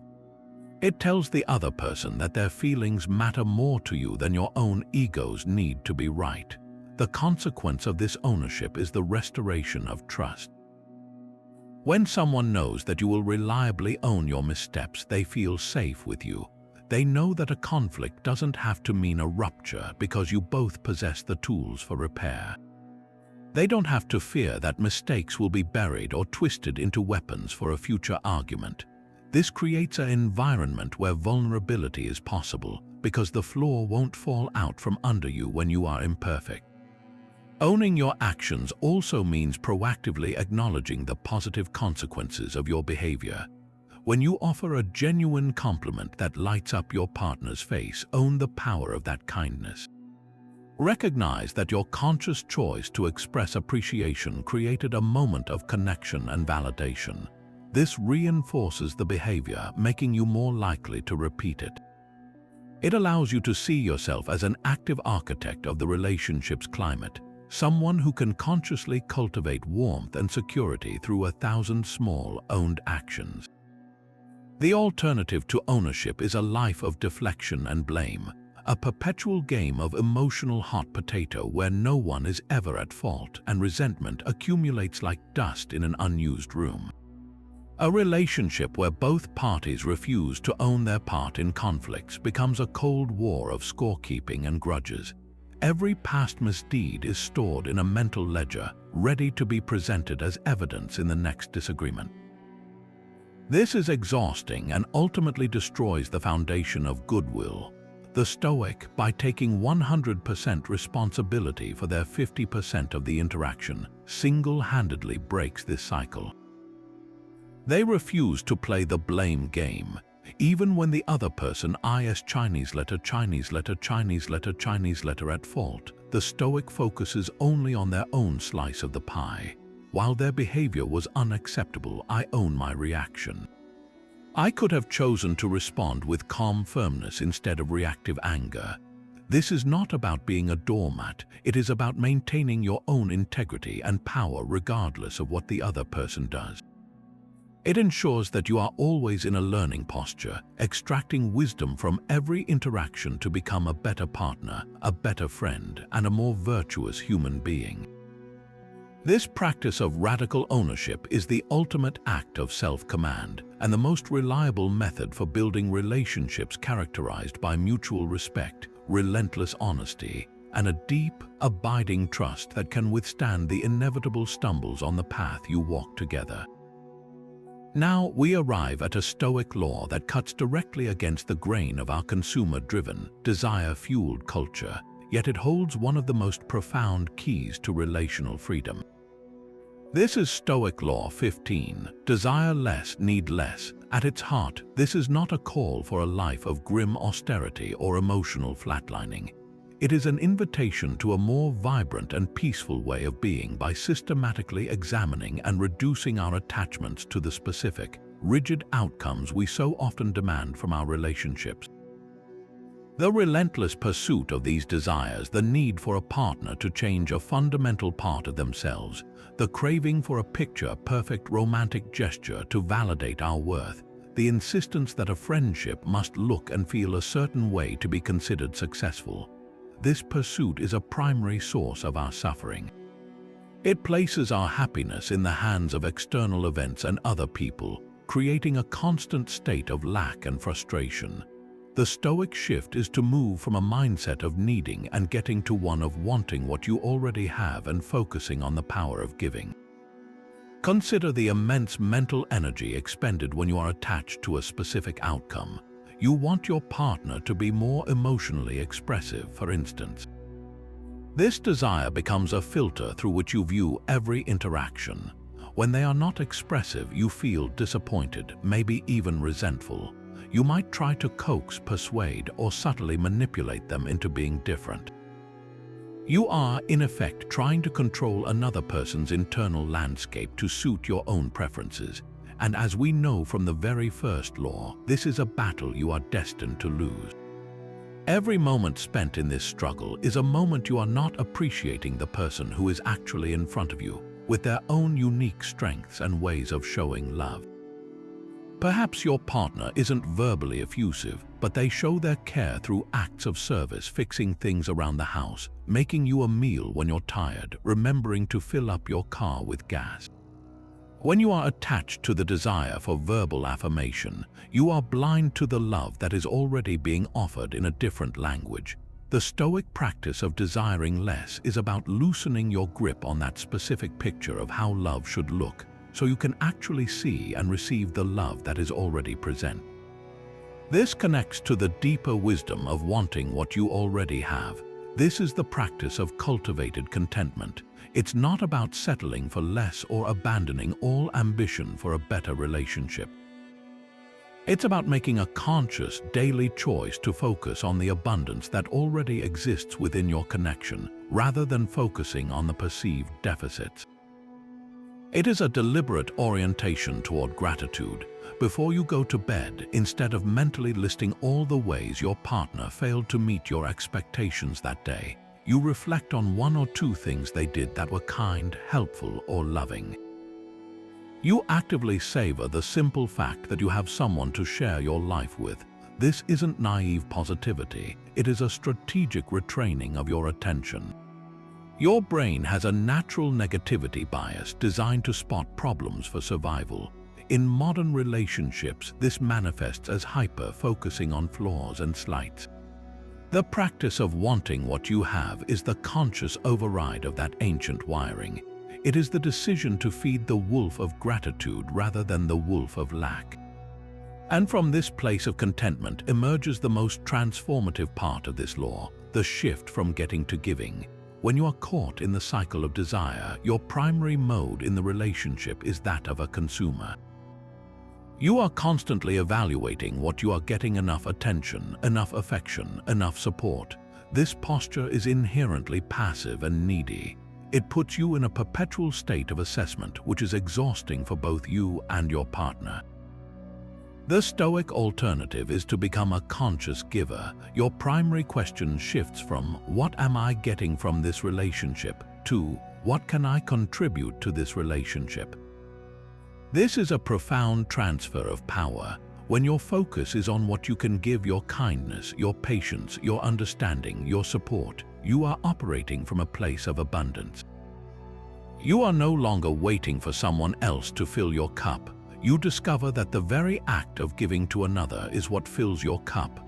This is the great paradox the Stoics understood. By focusing on giving rather than getting, you often end up receiving more in return, not because you manipulated the situation, but because you have fundamentally changed the energetic dynamic of the connection. Think of a partnership where both people are primarily focused on giving. It becomes a virtuous cycle. You do something kind for your partner, not because you expect a specific favor in return, but because you genuinely want to make their day a little easier. They, feeling supported and valued, are naturally inclined to be more generous and loving in return. The relationship ceases to be a transactional contract and becomes a collaborative creation. This is how you build a bond that feels spacious and generous, rather than cramped and contractual. Your power is no longer tied to whether your desires are met. It is rooted in your own limitless capacity to act with virtue, to offer love, and to appreciate the good that is already here. In wanting less from others and needing less from the world to be happy, you discover an inner wellspring of peace that makes you a more present, patient, and powerful partner. This understanding that our words create ripples of consequence leads us directly to a practice that can transform the very atmosphere of your relationships. Stoic Law 16 focuses on the immense power we wield with our speech, urging us to speak with both purpose and kindness. The Stoics viewed our faculty of speech as a divine gift, a tool meant for building community and expressing reason, and they believed we have a profound moral duty to use it wisely. This means moving beyond simply saying what we feel in the moment and elevating our communication to an intentional art form. It's about ensuring that our words are not only true, but also beneficial and necessary, and that they are delivered with a genuine concern for the well-being of the listener. Every time you open your mouth, you have a choice: to build up or to tear down, to connect or to separate, to heal or to wound. A Stoic chooses to build, connect, and heal. This begins with a conscious commitment to avoid speech that corrodes trust and respect, starting with gossip. Gossip might feel like harmless social bonding, a way to feel included or even superior, but the Stoic sees it for what it truly is, a lazy and cowardly form of communication.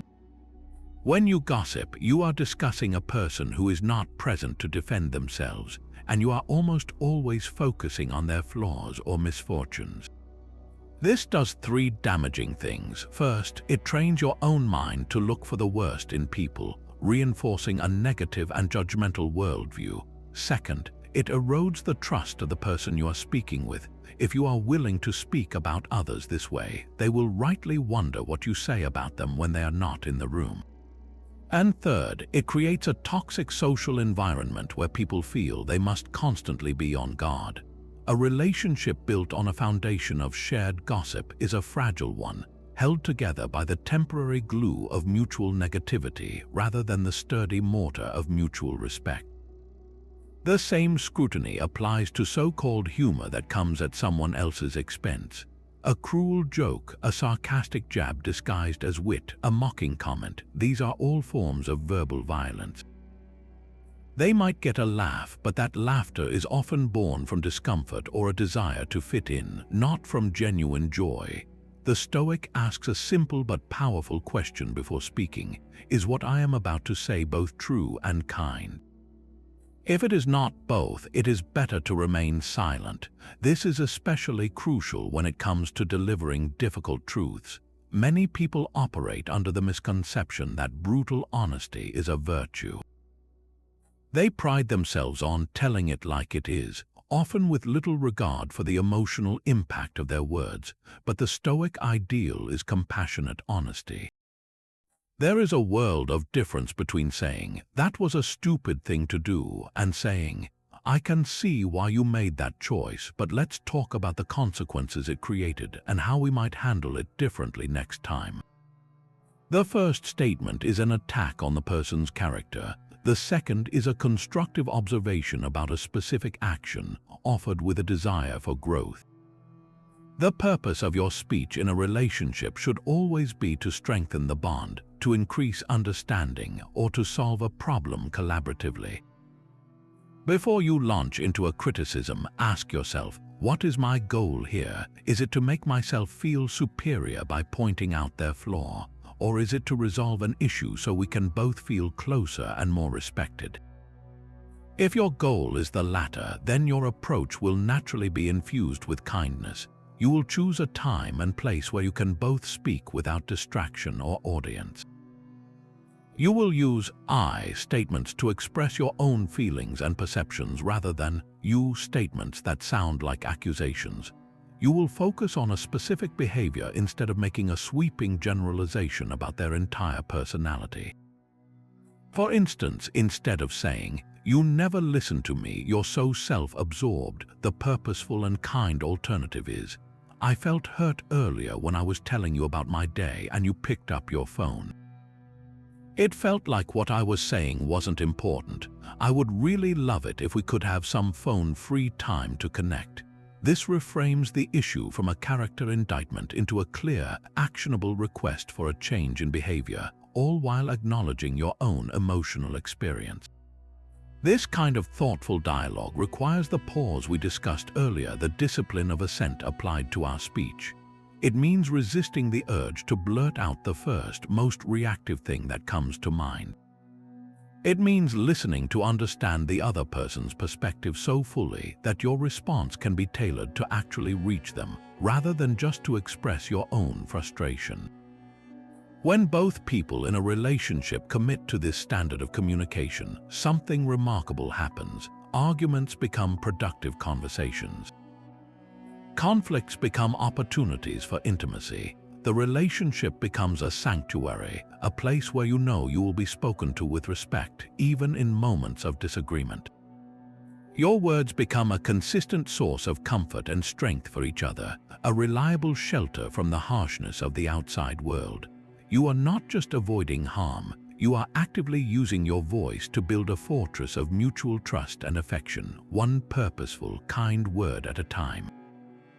Let's shift our focus now to a principle that redefines struggle itself. Stoic Law 17 invites you to see every relational setback, from a simple misunderstanding to a heartbreaking separation, not as a failure or a misfortune, but as essential training for your character.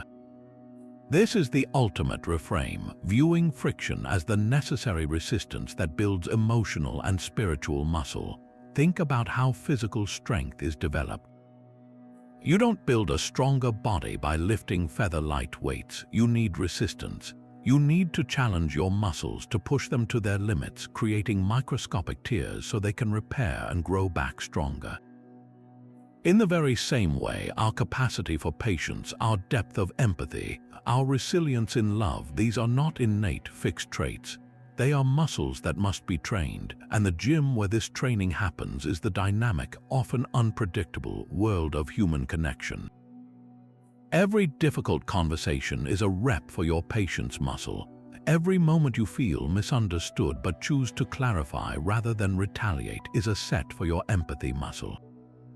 Every time you navigate a disagreement without surrendering your core values, you are strengthening your integrity. Even the profound pain of a breakup, as agonizing as it is, can be the heaviest weight you'll ever lift. It forces you to develop courage you didn't know you possessed, the courage to face solitude, to rebuild your identity outside of a partnership, and to keep your heart open to love again despite the risk of future pain.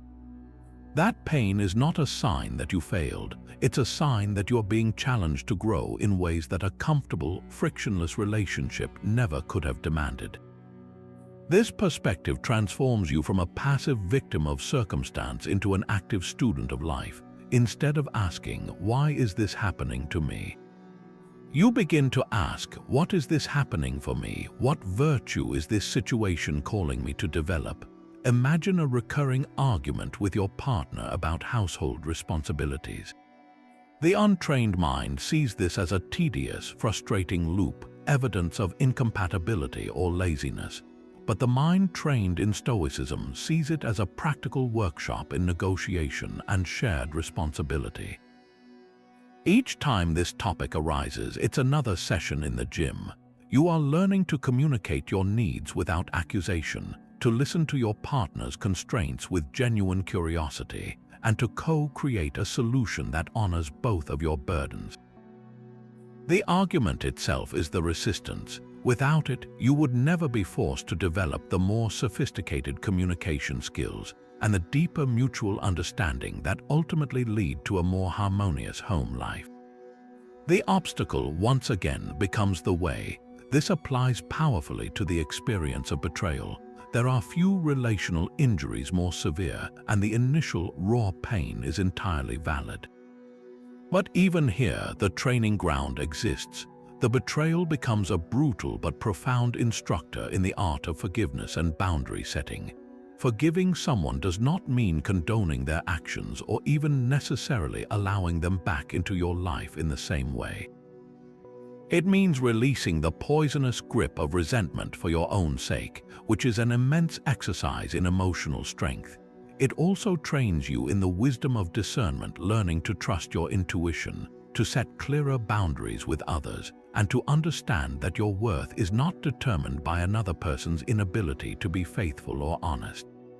The setback trains you to build a foundation of self-respect that is so solid, it cannot be shaken by the failings of others. This mindset doesn't make the pain hurt less in the moment, but it gives the pain a purpose. It prevents you from getting stuck in a story of pure victimhood. You begin to see your entire relational history not as a series of successes and failures, but as a comprehensive curriculum.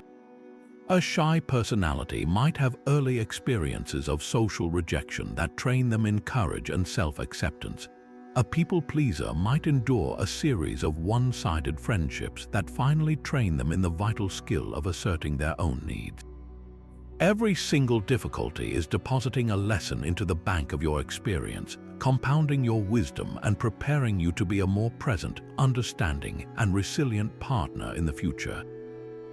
When you embrace this law, you stop fearing conflict and instead see it as a necessary part of the growth process. You can enter a difficult discussion with your partner with the same focused mindset an athlete brings to a training session. You know it will be demanding, you know it might be uncomfortable, but you also know that on the other side of that discomfort lies greater strength, deeper connection, and a more refined character. Your relationships become your dojo, and every interaction, especially the challenging ones, is an opportunity to practice the art of living well with others. Now, let's explore a law that transforms the very nature of how we protect our peace and honor our character within our connections. Stoic Law 18 teaches us to define our relationship boundaries not by fear or reaction, but by our virtues. Far too often, we think of boundaries as walls we construct to keep other people's bad behavior out, a kind of emotional fortress designed for defense. The Stoic perspective is far more nuanced and powerful. Here, boundaries are not reactive barriers, they are the proactive, outward expression of your inner moral code. They are the living guidelines drawn from your core values of wisdom, courage, justice, and self-respect that dictate how you allow yourself to be treated. A boundary rooted in virtue isn't about controlling the other person, remember, that's outside your control. It is about controlling your own participation in any dynamic that forces you to compromise your integrity. It's about saying, this is who I am, and this is the environment I need to remain true to myself. For instance, a boundary around the virtue of honesty isn't about demanding that others never lie. You cannot control that. It is about your own commitment to truth. This boundary might sound like, I value open and honest communication. If I discover that you have been deliberately deceptive with me, I will need to seriously reconsider the level of trust and vulnerability I can offer in this relationship. You are not trying to stop them from lying. You are defining the consequence for your own involvement if a lie is introduced. You are controlling what you can, your own presence in a dynamic built on falsehood. Similarly, a boundary defined by the virtue of respect might involve how you engage in conflict. You could decide, as a matter of personal principle, I will not participate in conversations where I am being shouted at or subjected to personal insults. My self-respect requires that disagreements be handled with a basic level of civility. If the conversation escalates to that point, I will calmly remove myself until we can both speak respectfully. This isn't an ultimatum given in anger. It is a pre-established rule of engagement for yourself, born from your commitment to dignity. Enforcing these virtue-based boundaries is where the Stoic calm truly shines. There is a world of difference between setting a boundary from a place of wounded anger and stating one from a place of quiet conviction. When you enforce a boundary with rage, it often comes across as an attempt to punish the other person, which usually provokes defensiveness and escalates the conflict. When you enforce it with a pleading apology, it signals that you feel you don't have a right to your own standards, which invites others to disregard them. The Stoic enforces boundaries with a calm, neutral firmness that commands respect precisely because it is devoid of emotional manipulation. You are not trying to make them feel bad. You are simply informing them of a reality, much like a park ranger might point out a cliff edge. The ranger isn't angry at the cliff or at you. They are simply stating a fact about the environment and the consequence of crossing a line. Imagine a friend who consistently cancels plans at the very last minute. A reactive, anger-based boundary might sound like, I'm so sick of you flaking on me. If you do this one more time, we're done. This is an emotional explosion that will likely damage the friendship. A weak, apologetic boundary might be, I'm sorry to bother you, and I know you're busy, but it kind of hurts my feelings when you cancel. Maybe you could try not to.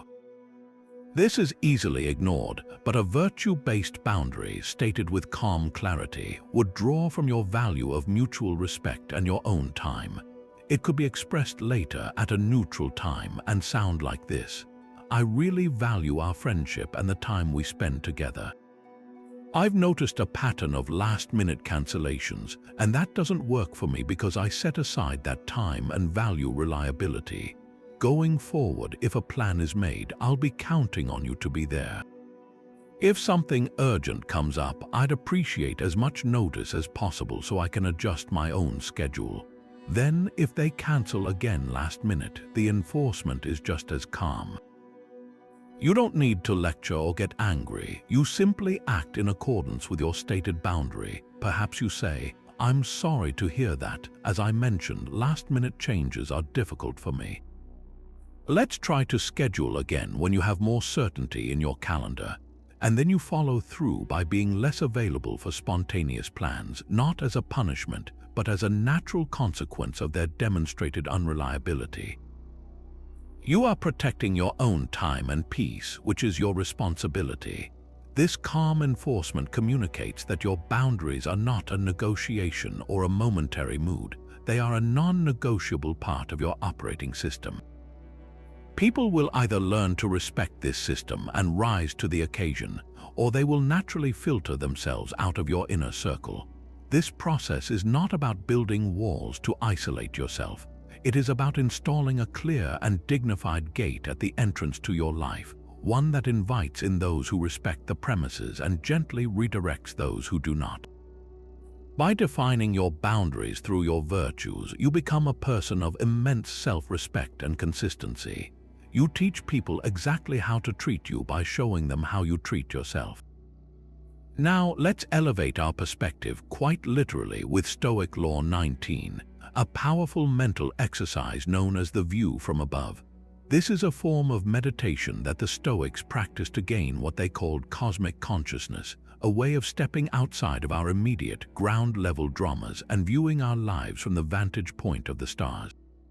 In the context of your relationships, this practice is like installing a mental drone that can lift you up and out of a conflict, allowing you to see the bigger picture when you're feeling completely lost in the weeds of a heated argument or a lingering resentment. You begin by closing your eyes and consciously pulling your awareness away from the tight knot of emotion in your chest. You imagine yourself floating up out of the room above your house, seeing your neighborhood shrink to the size of a model train set. You keep going, rising above your city, which becomes a mere patchwork of lights, then above your country, seeing the magnificent curve of the planet.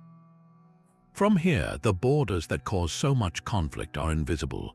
You see the entire, beautiful, blue-green earth hanging in the immense, silent blackness of space. And you locate your tiny dot on its surface. Now, from this cosmic vantage point, you bring your focus back to the relationship problem that felt so all-consuming just moments ago. That argument you were having about whose turn it was to do the dishes, or the sharp comment your partner made that you just can't seem to let go of. See it now from this distance. See the two of you as two small, temporary beings on a spinning rock in a vast universe, sharing a sliver of cosmic time together. That specific argument, from this perspective, looks like what it truly is, a microscopic event in the grand tapestry of existence. This isn't meant to trivialize your feelings or suggest that your relational life doesn't matter. On the contrary, it matters immensely, which is precisely why you don't want to waste it on conflicts that are, in the grand scheme, utterly insignificant. The view from above shrinks the ego down to its proper size. Your ego is the part of you that wants to be right, that wants to win the argument, that feels personally attacked and demands restitution. But from 10,000 miles up, there is no winning.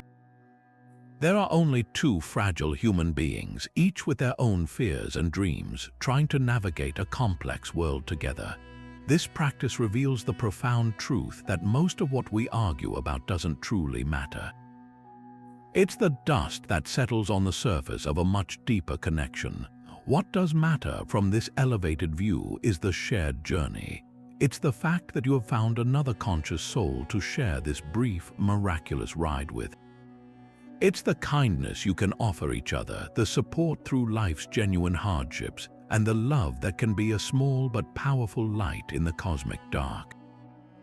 The anger you are clinging to starts to feel like a heavy, useless weight that you've been carrying for no reason. Imagine you and your partner are on a long, cross-country road trip. You get into a heated argument about whether to take a specific scenic route or stick to the highway. In the car, cramped and tired, this argument can feel like a major crisis. But if you could magically float 1,000 feet above the car, you would see the entire road stretching out before you, with both routes ultimately leading to the same beautiful destination. From up there, the choice of route is revealed as a minor logistical detail, completely unimportant compared to the fact that you are on this incredible adventure together. The view from above gives you that 1,000-foot perspective on your relational journey.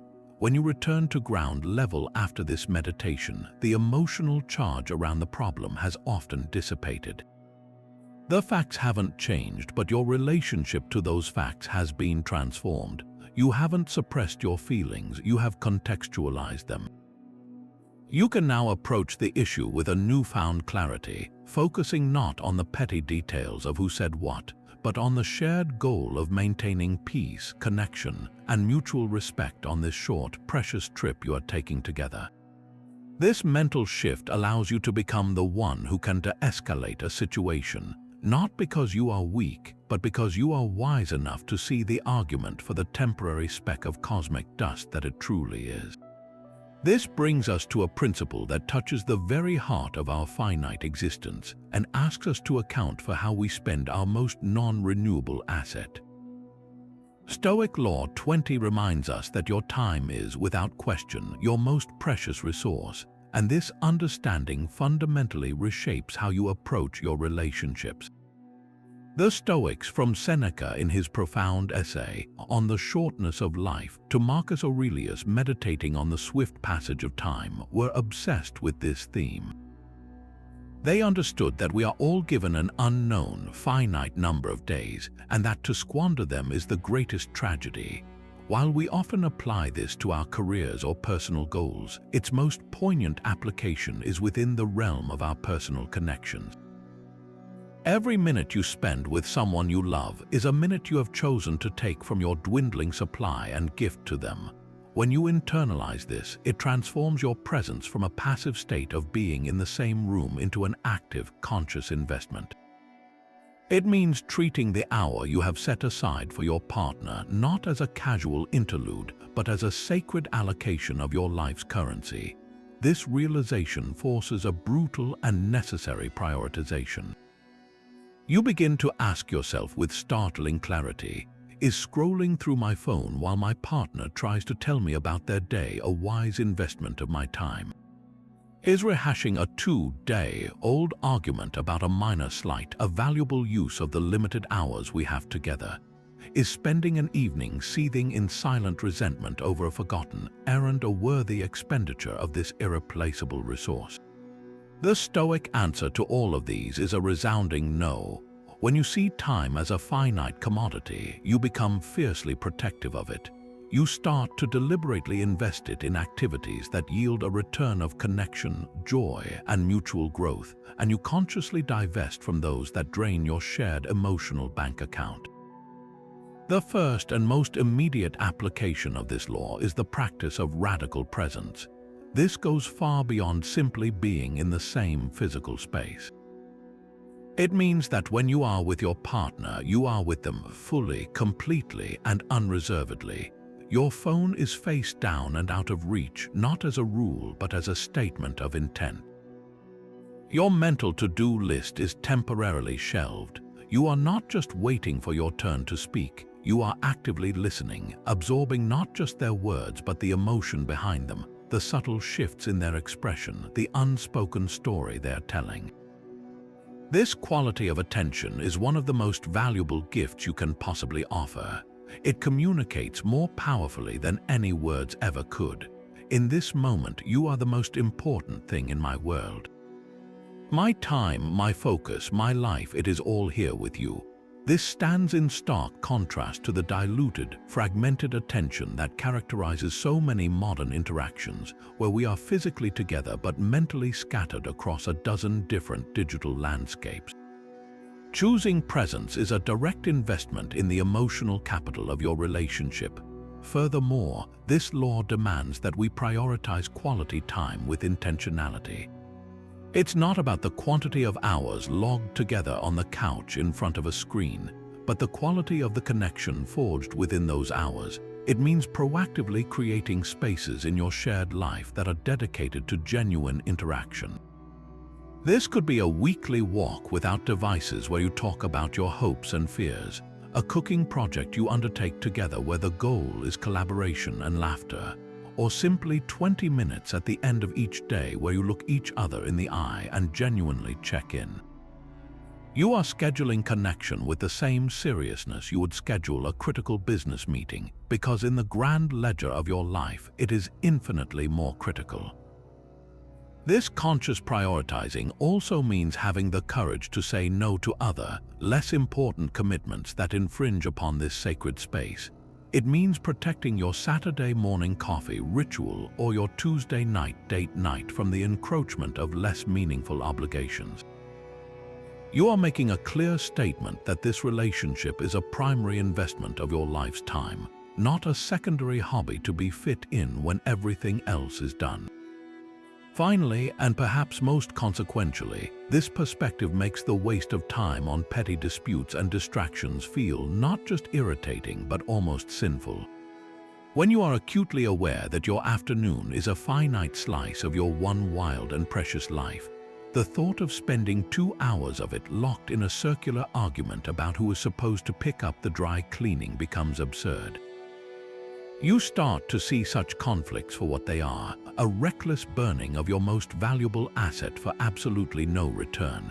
This doesn't mean you avoid addressing real issues. It means you address them with efficiency and purpose, focusing on swift resolution rather than drawn-out blame. You learn to discern the mountains from the molehills with lightning speed. That snippy comment your partner made, instead of nursing it into a day-long silent treatment, you might simply say, "Hey, that comment felt a little sharp earlier. Is everything okay?" You address the pebble in your shoe immediately so you can get back to walking the path together unburdened. You become quicker to forgive, not because the offense didn't matter, but because your shared time matters more. Holding a grudge is the ultimate time waster. It forces you to live in a painful past moment, sacrificing the potential joy of the present and future for the sake of a debt that can never be collected. When you truly grasp that your time together is limited, forgiveness becomes a pragmatic and selfish act. You are choosing to free up your own mental and emotional real estate for better, more life-affirming investments. In the end, treating time as your most precious resource instills a beautiful and poignant urgency into your relationships. It's an urgency that isn't frantic or anxious, but deeply purposeful. It compels you to express your appreciation today, to have that difficult but necessary conversation now, to offer that hug, to share that laugh, to be fully and completely here with the person you love while you still can.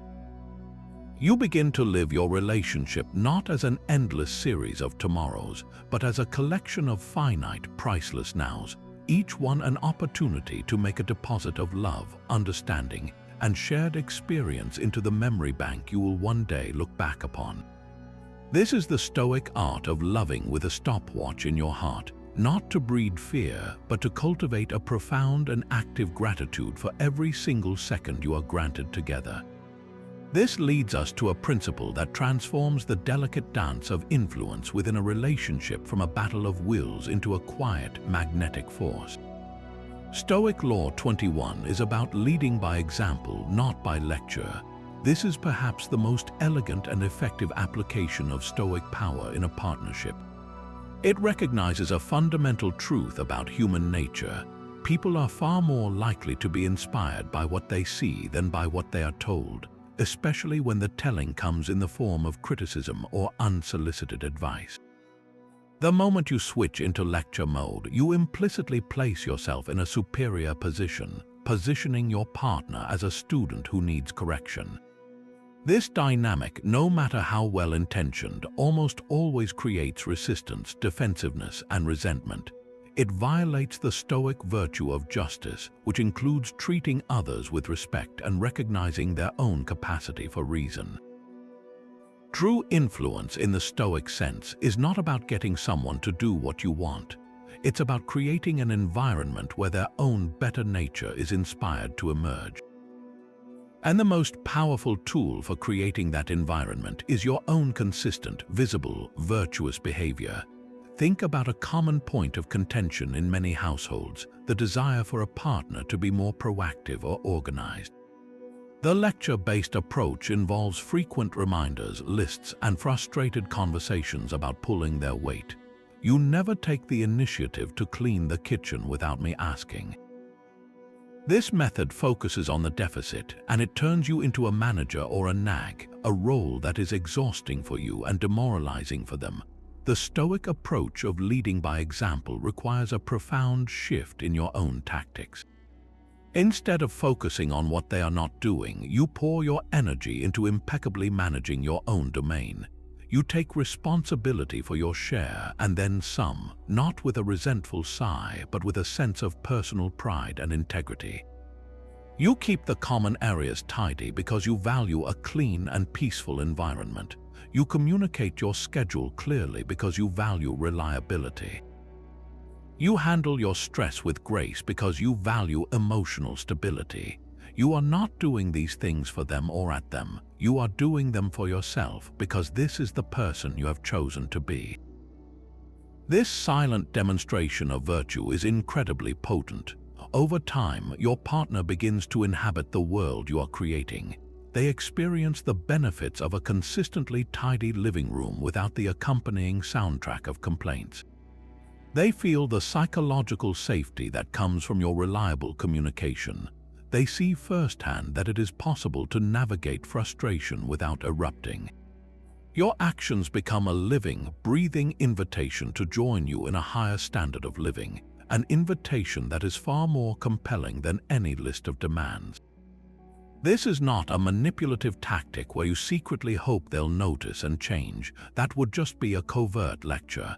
This is a genuine commitment to your own moral development. The focus shifts entirely from their behavior to your own. You find your satisfaction in your own right action, in knowing that you are living in alignment with your principles. The astonishing result is that this self-focused integrity often becomes contagious. Your calm in the face of a crisis demonstrates a way of being that they may unconsciously start to emulate. Your diligence in your responsibilities models a standard that can inspire them to reflect on their own. Because there is no pressure, no judgment, and no hidden agenda, their change, if it comes, feels like their own idea. It springs from their own internal motivation to participate in the peaceful, respectful, and orderly world you are actively building around you. This principle extends beautifully to emotional and communicative virtues. Suppose you wish your partner were more open and vulnerable with their feelings. Lecturing them about this would be remarkably counterproductive. You cannot command someone to be vulnerable. But you can lead by example. You can practice vulnerability yourself, sharing your own fears, hopes, and insecurities in a calm and measured way, without demanding that they reciprocate immediately. You are demonstrating what trust and emotional openness look like. You are building a bridge of safety with your own actions. By consistently showing up as a safe and non-judgmental receptacle for your own and eventually their emotions, you create the very conditions that make vulnerability possible. They see that feelings are not met with dismissal or solutions, but with understanding and acceptance. Your example teaches them the language of emotional intimacy far more effectively than any book or lecture ever could. Leading by example is ultimately an expression of deep respect for your partner's autonomy. It acknowledges that they are a sovereign individual, capable of their own reasoning and growth on their own timeline. It replaces the exhausting work of trying to manage another person with the empowering work of managing yourself. You stop being a critic and become a living exemplar. Your life becomes your argument, and it is an argument that is made not with words that can be debated, but with actions that can be witnessed and felt. This is how you influence not through force, but through inspiration, creating a partnership where both people are continually uplifting each other. not by pointing out flaws, but by courageously and consistently embodying the virtues they most wish to see in their shared world. Of course, every relationship we enter carries with it an unspoken hope, a quiet prayer for permanence. We envision shared futures, inside jokes that span decades, and a bond that defies the entropy of life. And when that bond breaks, whether through the slow drift of a friendship or the sharp, decisive cut of a romantic breakup, the pain can feel like a total failure, a chapter of our lives ripped out and discarded as worthless. But Stoic Law 22 offers a radically different and ultimately empowering perspective. Find the lesson in every ending. This principle asks us to shift our focus from the pain of the loss itself to the invaluable data the entire experience has provided. It's about moving from asking, "Why did this happen to me?" to the far more productive question, "What does this experience have to teach me?" An ending, in the Stoic view, is not a void where a relationship once was, it is a classroom. The silence that follows a breakup is not empty, it is filled with echoes of lessons waiting to be heard if only we have the courage to listen. This is the practice of post-relational archaeology, where you carefully sift through the ruins not to find treasure you lost, but to uncover blueprints for building something stronger and more authentic in the future. The first and most crucial excavation site is yourself. A relationship, especially one that has ended, holds up a brutally honest mirror to our own patterns, our unhealed wounds, and our unconscious expectations. This is your chance to look into that mirror with clear eyes without the distortion of blame. Instead of constructing a narrative where your ex-partner was entirely at fault or where you were a complete victim, you engage in a sober audit of your own role in the dynamic. Did you consistently abandon your own needs to keep the peace, teaching the other person that your boundaries were negotiable?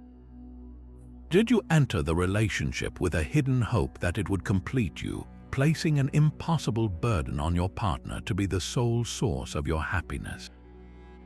Perhaps you discovered a tendency to become reactive and defensive at the first sign of criticism, a pattern that shut down meaningful communication. These are not admissions of failure, they are discoveries of immense value. Each one is a key that unlocks a deeper understanding of your own operating system. That pattern of people-pleasing, for instance, might trace its roots back to a childhood need for approval. The ending has now illuminated this old wound, giving you a specific area for your own personal work. The pain of the breakup becomes the motivation to finally build a sturdier sense of self-worth that isn't dependent on external validation. This reflective process also brings incredible clarity about your non-negotiable needs. Often, we don't truly know what we require in a relationship until we experience the profound ache of its absence. The end of a friendship with someone who was consistently unreliable might painfully clarify that you need friends who value commitment and follow through. A breakup with a partner who was emotionally distant might sear into your awareness that your core need is for deep, empathetic connection and vulnerability. The relationship, by its absence, has given you a detailed checklist for what truly matters to you. These are not petty preferences, they are the essential nutrients for your relational health. Knowing them empowers you to choose more wisely in the future, to recognize a mismatch early on, and to communicate your needs with confidence from the very beginning. This transforms you from a passive participant in your relationships to a conscious architect. Furthermore, every ending teaches us profound lessons about the nature of attachment and the Stoic art of loving without clutching. The intense grief we feel is not just for the loss of the person, but for the loss of the future we had imagined with them. We are in pain because we were attached to a specific outcome, a particular story of how our life was supposed to unfold. The breakup violently detaches us from that story. While agonizing, this forcible detachment is also a masterclass in the Stoic doctrine of impermanence. It reminds us, in the most visceral way possible, that all things are on loan to us: our health, our possessions, and our relationships. The person was never ours to keep permanently. They were a gift for a season, a chapter, or a reason. Embracing this truth doesn't diminish the love you felt, it purifies it. It allows you to look back and feel genuine gratitude for the joy and growth the relationship brought, even as you acknowledge the pain of its conclusion. You can love the memory without being chained to it. You can honor what was without demanding that it should have been forever. This is how you transform a story of bitter loss into a story of gracious receipt. You received love, you learned lessons, and you grew. The relationship did not fail. It fulfilled its purpose in the trajectory of your life. By finding the lesson in the ending, you perform the ultimate act of alchemy. You take the raw, heavy lead of heartbreak and you transmute it into the gold of wisdom. You are not the same person you were before the relationship began. You are wiser, more self-aware, and more clear-eyed about what it means to build a healthy connection. This doesn't mean the pain magically disappears, but it does mean the pain is no longer wasted. It has been invested in your growth. You carry the lessons forward, not the bitterness. And when you meet someone new, you do so not with the baggage of your past, but with the hard-won wisdom that makes you capable of building something more resilient, more honest, and more deeply aligned with the person you have now become. The ending, then, was not a full stop. It was a semicolon, a pause that gave your story the wisdom it needed to continue in a more authentic and powerful direction. And this brings us to a Stoic ideal that might seem paradoxical at first, yet it is the very foundation upon which the deepest and most secure connections are built. Stoic Law 23 is about cultivating self-sufficiency, or what the Greeks called autarkeia. This is not a call for isolation or emotional coldness. Far from it, it is the practice of sourcing your happiness, your validation, and your sense of identity from within yourself, rather than outsourcing these fundamental needs to your partner or to the relationship itself. The Stoics believed that the good life, the life of flourishing known as eudaimonia, is found entirely within the boundaries of our own character and virtue. Everything else, including the love and companionship of another person, is a preferred indifferent. It is a wonderful addition to a life that is already good, but it is not the source of the goodness itself. When you apply this wisdom to your relationships, it creates a seismic shift in the dynamic. You stop looking to your partner to complete you, to make you happy, or to give your life meaning. Instead, you enter the relationship as a whole, complete person, offering your already fulfilled self as a gift, not presenting an empty vessel that needs to be constantly filled. Think of it this way: if you are a half person searching for your other half, you approach relationships from a place of lack and desperation. You are needy. You cling, you become hypersensitive to every shift in your partner's attention because your entire emotional stability is precariously balanced on their approval. Your mood soars when they are affectionate and plummets when they are distant or preoccupied. This roller coaster is exhausting for both of you. It places an immense, unfair burden on your partner to be the sole architect of your happiness, a job no human being can ever successfully fulfill. Conversely, when you are a self-sufficient whole person, you approach relationships from a place of abundance and choice. You are not with your partner because you need them to feel okay. You are with them because you choose them, because their presence adds a beautiful, enriching layer to a life that is already satisfying and meaningful on its own terms. Your core happiness is generated internally from your own pursuits, your values, your friendships, and your connection to something larger than yourself. This inner stability makes you incredibly attractive. There is a magnetic quality to a person who is comfortable in their own skin, who has a rich inner world, and who does not demand constant reassurance. This self-sufficiency is the ultimate antidote to clinginess. The fear of being alone is one of the most powerful drivers of dysfunctional relationship behavior. It leads people to stay in unhappy partnerships, to tolerate disrespect, and to abandon their own boundaries, all to avoid the terrifying prospect of solitude.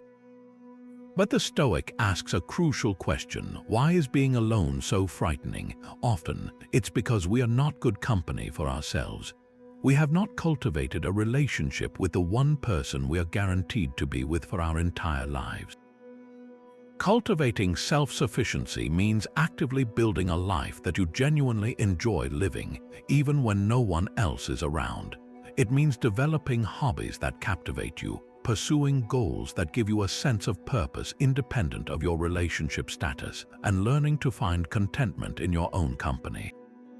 It's about being able to spend a Saturday afternoon alone, reading a book, working on a project, or simply going for a walk, and feeling perfectly at peace, rather than feeling a restless anxiety and a need to be constantly connected to someone else. When you befriend solitude in this way, you disarm the fear of being alone. You realize that your own company is not a punishment but a sanctuary. This knowledge is incredibly empowering. It means you are in the relationship not out of fear or dependency, but out of genuine, free-willed desire. This transforms the quality of your love. The love that comes from self-sufficiency is a generous love.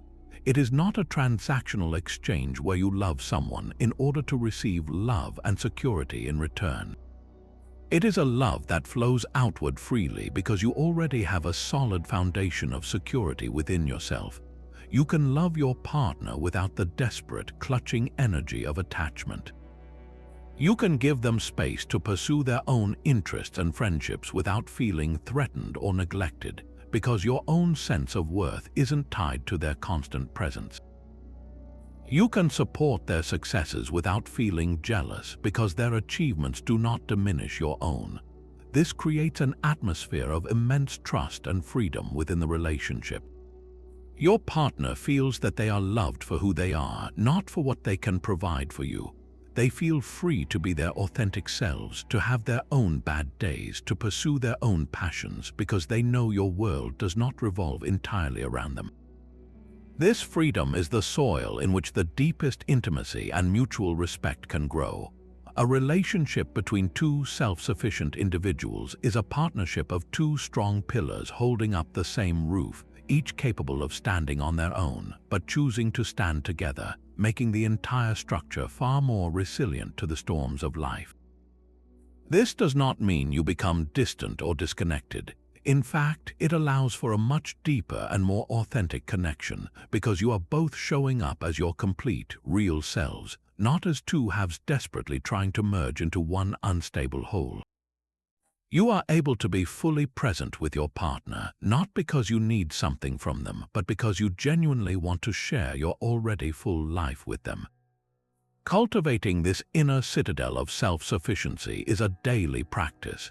It means consistently investing in yourself, your physical health through exercise, your mental clarity through reading and reflection, your emotional resilience through practices like mindfulness, and your spiritual well-being through connection to nature or your personal philosophy. It means taking responsibility for your own happiness and refusing to blame your partner for your bad moods or your dissatisfaction with life. When you are the primary source of your own fulfillment, you become a wellspring of positive energy, a partner who contributes to the relationship rather than constantly draining it. You become someone who is not easily shaken by the external ups and downs of relational life, because your peace is rooted in something far deeper and more stable than the fleeting moods and actions of another person. Now we arrive at a principle that elevates our relationships from a private affair to a matter of personal honor. Stoic Law 24, the unwavering commitment to justice and fairness in all your dealings. When we hear the word justice, our minds often jump to courtrooms and legal systems, but for the Stoics, justice was one of the four cardinal virtues, a guiding star for how we conduct ourselves in every interaction, especially the most intimate ones. In the context of a close relationship, justice is the daily, practical application of seeing your partner not as an extension of yourself, but as a sovereign individual who deserves the same fundamental respect, consideration, and dignity that you would demand for yourself. It is the conscious rejection of taking the person you love for granted and the active practice of treating them as an equal partner in the shared venture of your life.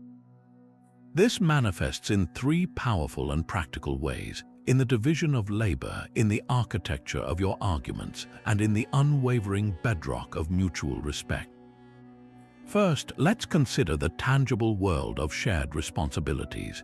Justice here is about fairness in the daily logistics of life, the chores, the mental load, the invisible labor of remembering birthdays and scheduling appointments. An unjust division in these areas is not just a minor annoyance, it is a quiet, corrosive form of disrespect. It silently communicates that your time, your energy, and your peace are more valuable than your partner's. The Stoic approach is to proactively seek a fair balance, not as a grudging concession, but as an expression of your virtue. This isn't about a pedantic, scorekeeping 50-50 split on every single task. It's about a thoughtful, collaborative allocation that considers each person's bandwidth, strengths, and overall life load. It means having a conscious conversation about the invisible work, the remembering, the planning, the anticipating, and ensuring that one person isn't silently drowning in it. For instance, if one partner handles the majority of the childcare and household management, it is a matter of justice for the other to actively look for ways to lighten that load without being asked, perhaps by taking full ownership of certain domains, like all the grocery shopping and meal planning, or handling all the family's financial logistics. This isn't about helping out, it's about fully owning your share of the shared life you're building. When you do your part reliably, you are communicating through action that you see your partner as an equal and that you respect their time and energy as much as your own. This creates a foundation of teamwork and mutual support that prevents the festering resentment that so often poisons partnerships where one person feels taken advantage of. The second arena for justice is perhaps the most challenging: practicing fairness within the heat of an argument.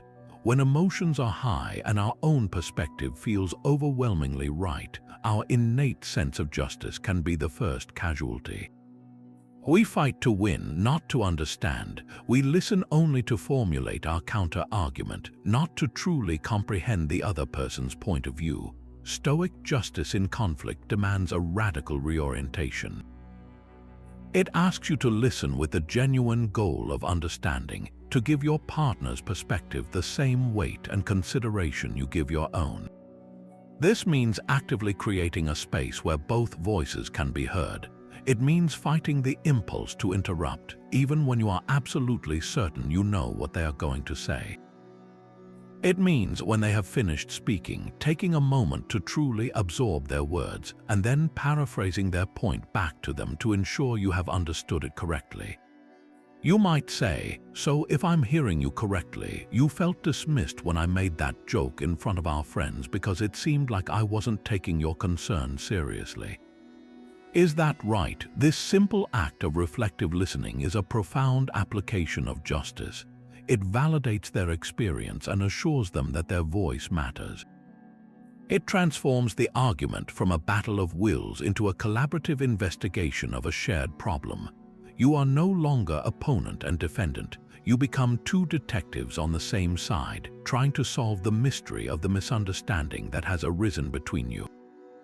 This requires the Stoic discipline of suspending your own agenda long enough to fully receive another's. It is a practice in humility, recognizing that your initial interpretation is not the only valid one, and that the truth of the situation is often found in the space between your two perspectives. Ultimately, all of this is grounded in the third and most foundational layer of justice: treating your partner with the inherent dignity they deserve simply by virtue of being a human being. This is where the Stoic concept of the divine spark finds its most practical footing. It means that even in your most frustrated moments, you never resort to dehumanizing tactics. You never use name-calling, contemptuous body language, or character assassination. You attack the issue, not the person, because the Stoic knows that to strip someone of their dignity is to violate a core principle of the universe. it is to disrespect the shared reason that connects all of humanity. This dignified treatment extends to how you speak about your partner to others. It is unjust to publicly mock their flaws or share private vulnerabilities as a form of social bonding. Defending your partner's character in their absence, even when you are angry with them, is a powerful act of justice that strengthens the integrity of your bond. It tells the world and reminds yourself that you are a team and that your loyalty to their fundamental humanity transcends any temporary disagreement.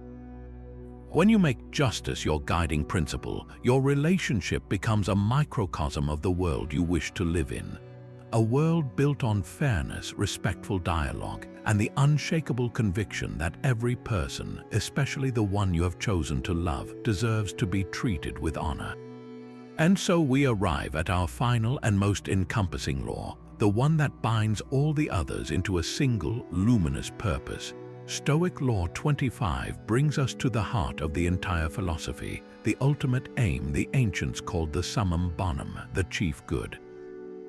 And what is this supreme good, this highest goal of human existence? For the Stoic, it is not wealth, it is not fame, it is not even a perfectly harmonious relationship. The summum bonum is simply this: to live a life of virtue. It is the unwavering commitment to cultivating wisdom, courage, justice, and temperance in every thought, every word, and every action. When you place this single goal at the center of your life, every one of the preceding laws suddenly clicks into place, revealing themselves not as isolated techniques, but as the essential, practical expressions of a virtuous character. This is the ultimate source of true power in modern relationships, because a connection built on the bedrock of virtue is one that becomes resilient beyond measure, deeply fulfilling in its essence, and powerful in a way that is completely untouchable by the shifting sands of external circumstance. Think back through our journey. The practice of focusing only on what you can control is an act of wisdom. Choosing to act with pure intent, free from the need for reward, is an expression of justice. The courage to set boundaries defined by your virtues is just that, courage, and the discipline to manage your impressions and desires is the very embodiment of temperance. Each law is a different facet of the same brilliant diamond, a virtuous character. When this becomes your primary pursuit, the entire nature of your relationships undergoes a profound transformation. You are no longer in a relationship primarily to receive happiness, but to express your character through the medium of love and partnership. Your goal shifts from "how can this person make me feel good?" to "how can I be a good person within this connection?" This is a revolutionary shift in orientation. It means that even on the difficult days when your partner is stressed or a conflict arises, your internal compass remains fixed. You are not thrown into a tailspin because your chief good, your own virtue, is not dependent on their mood or the absence of problems. You can navigate the tension with wisdom, seeking to understand rather than to blame.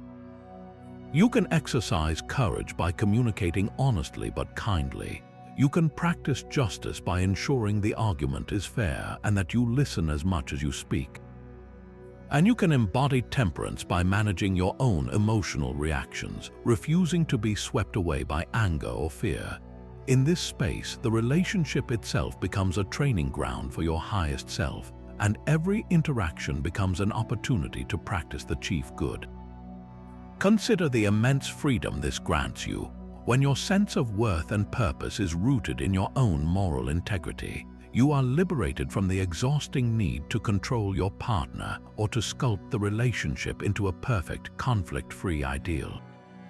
You can accept the other person as a full, flawed, and sovereign human being because your peace is not contingent upon their perfection.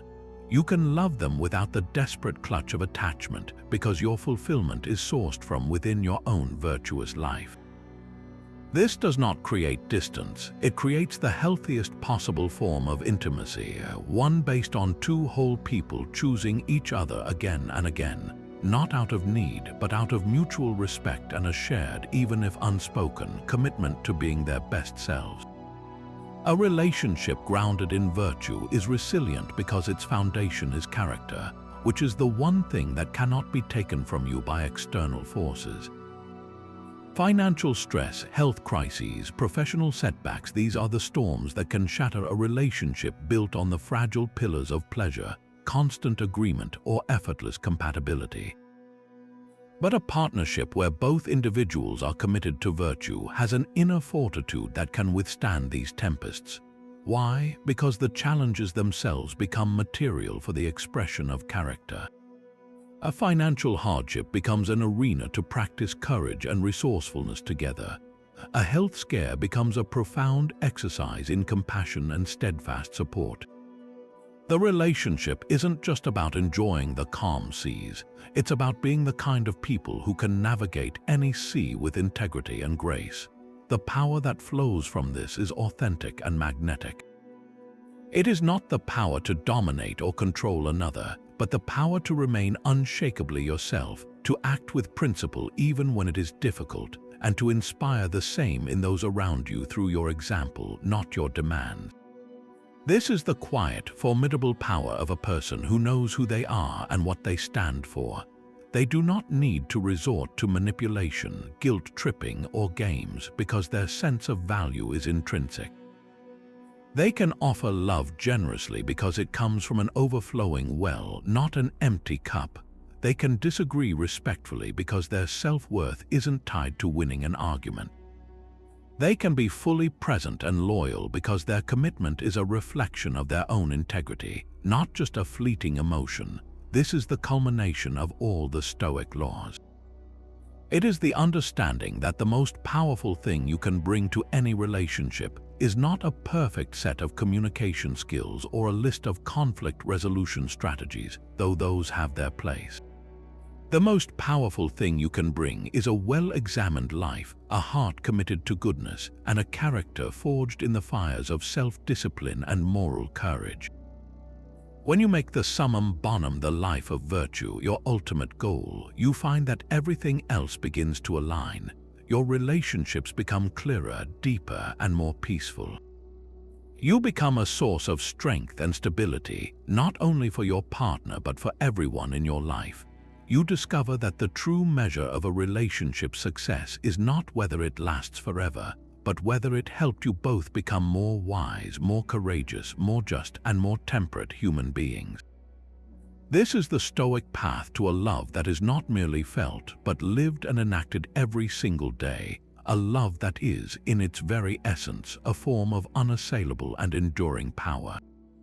And so we reach the end of our exploration, having journeyed through 25 timeless Stoic laws, from the foundational practice of focusing only on what you can control to the ultimate aim of living a life of virtue.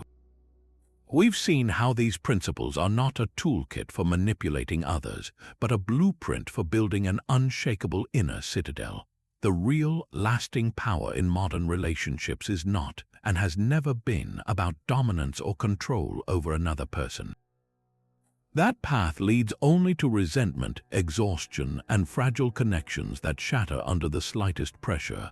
True power, the kind the Stoics dedicated their lives to cultivating, is the power of self-mastery. It is the quiet strength that comes from commanding your own judgments, your own reactions, and your own emotional responses. It is the power to choose empathy when you feel attacked, to offer kindness without expectation of reward, and to maintain your inner peace even when the world around you is in turmoil. This power is rooted in virtue, in the daily, conscious practice of wisdom, courage, justice, and moderation.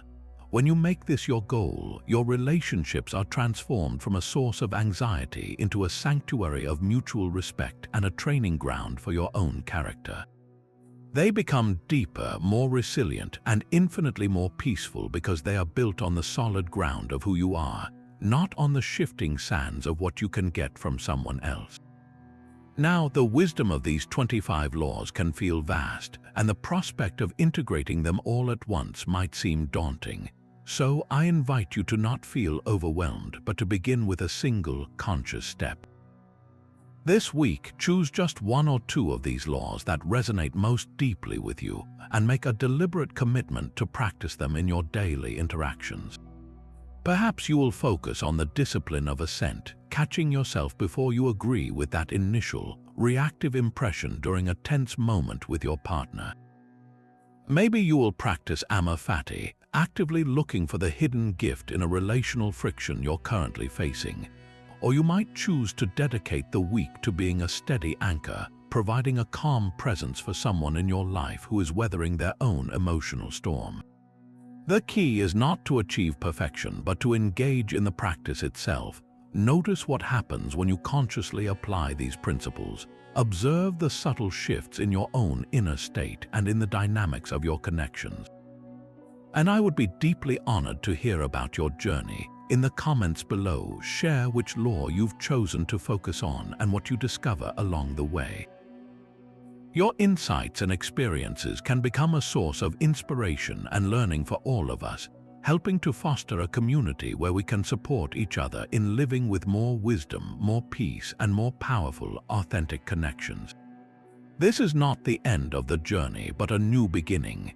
The path of Stoicism is a lifelong practice, a continuous return to these principles through all of life's twists and turns. Thank you for walking this path with me today.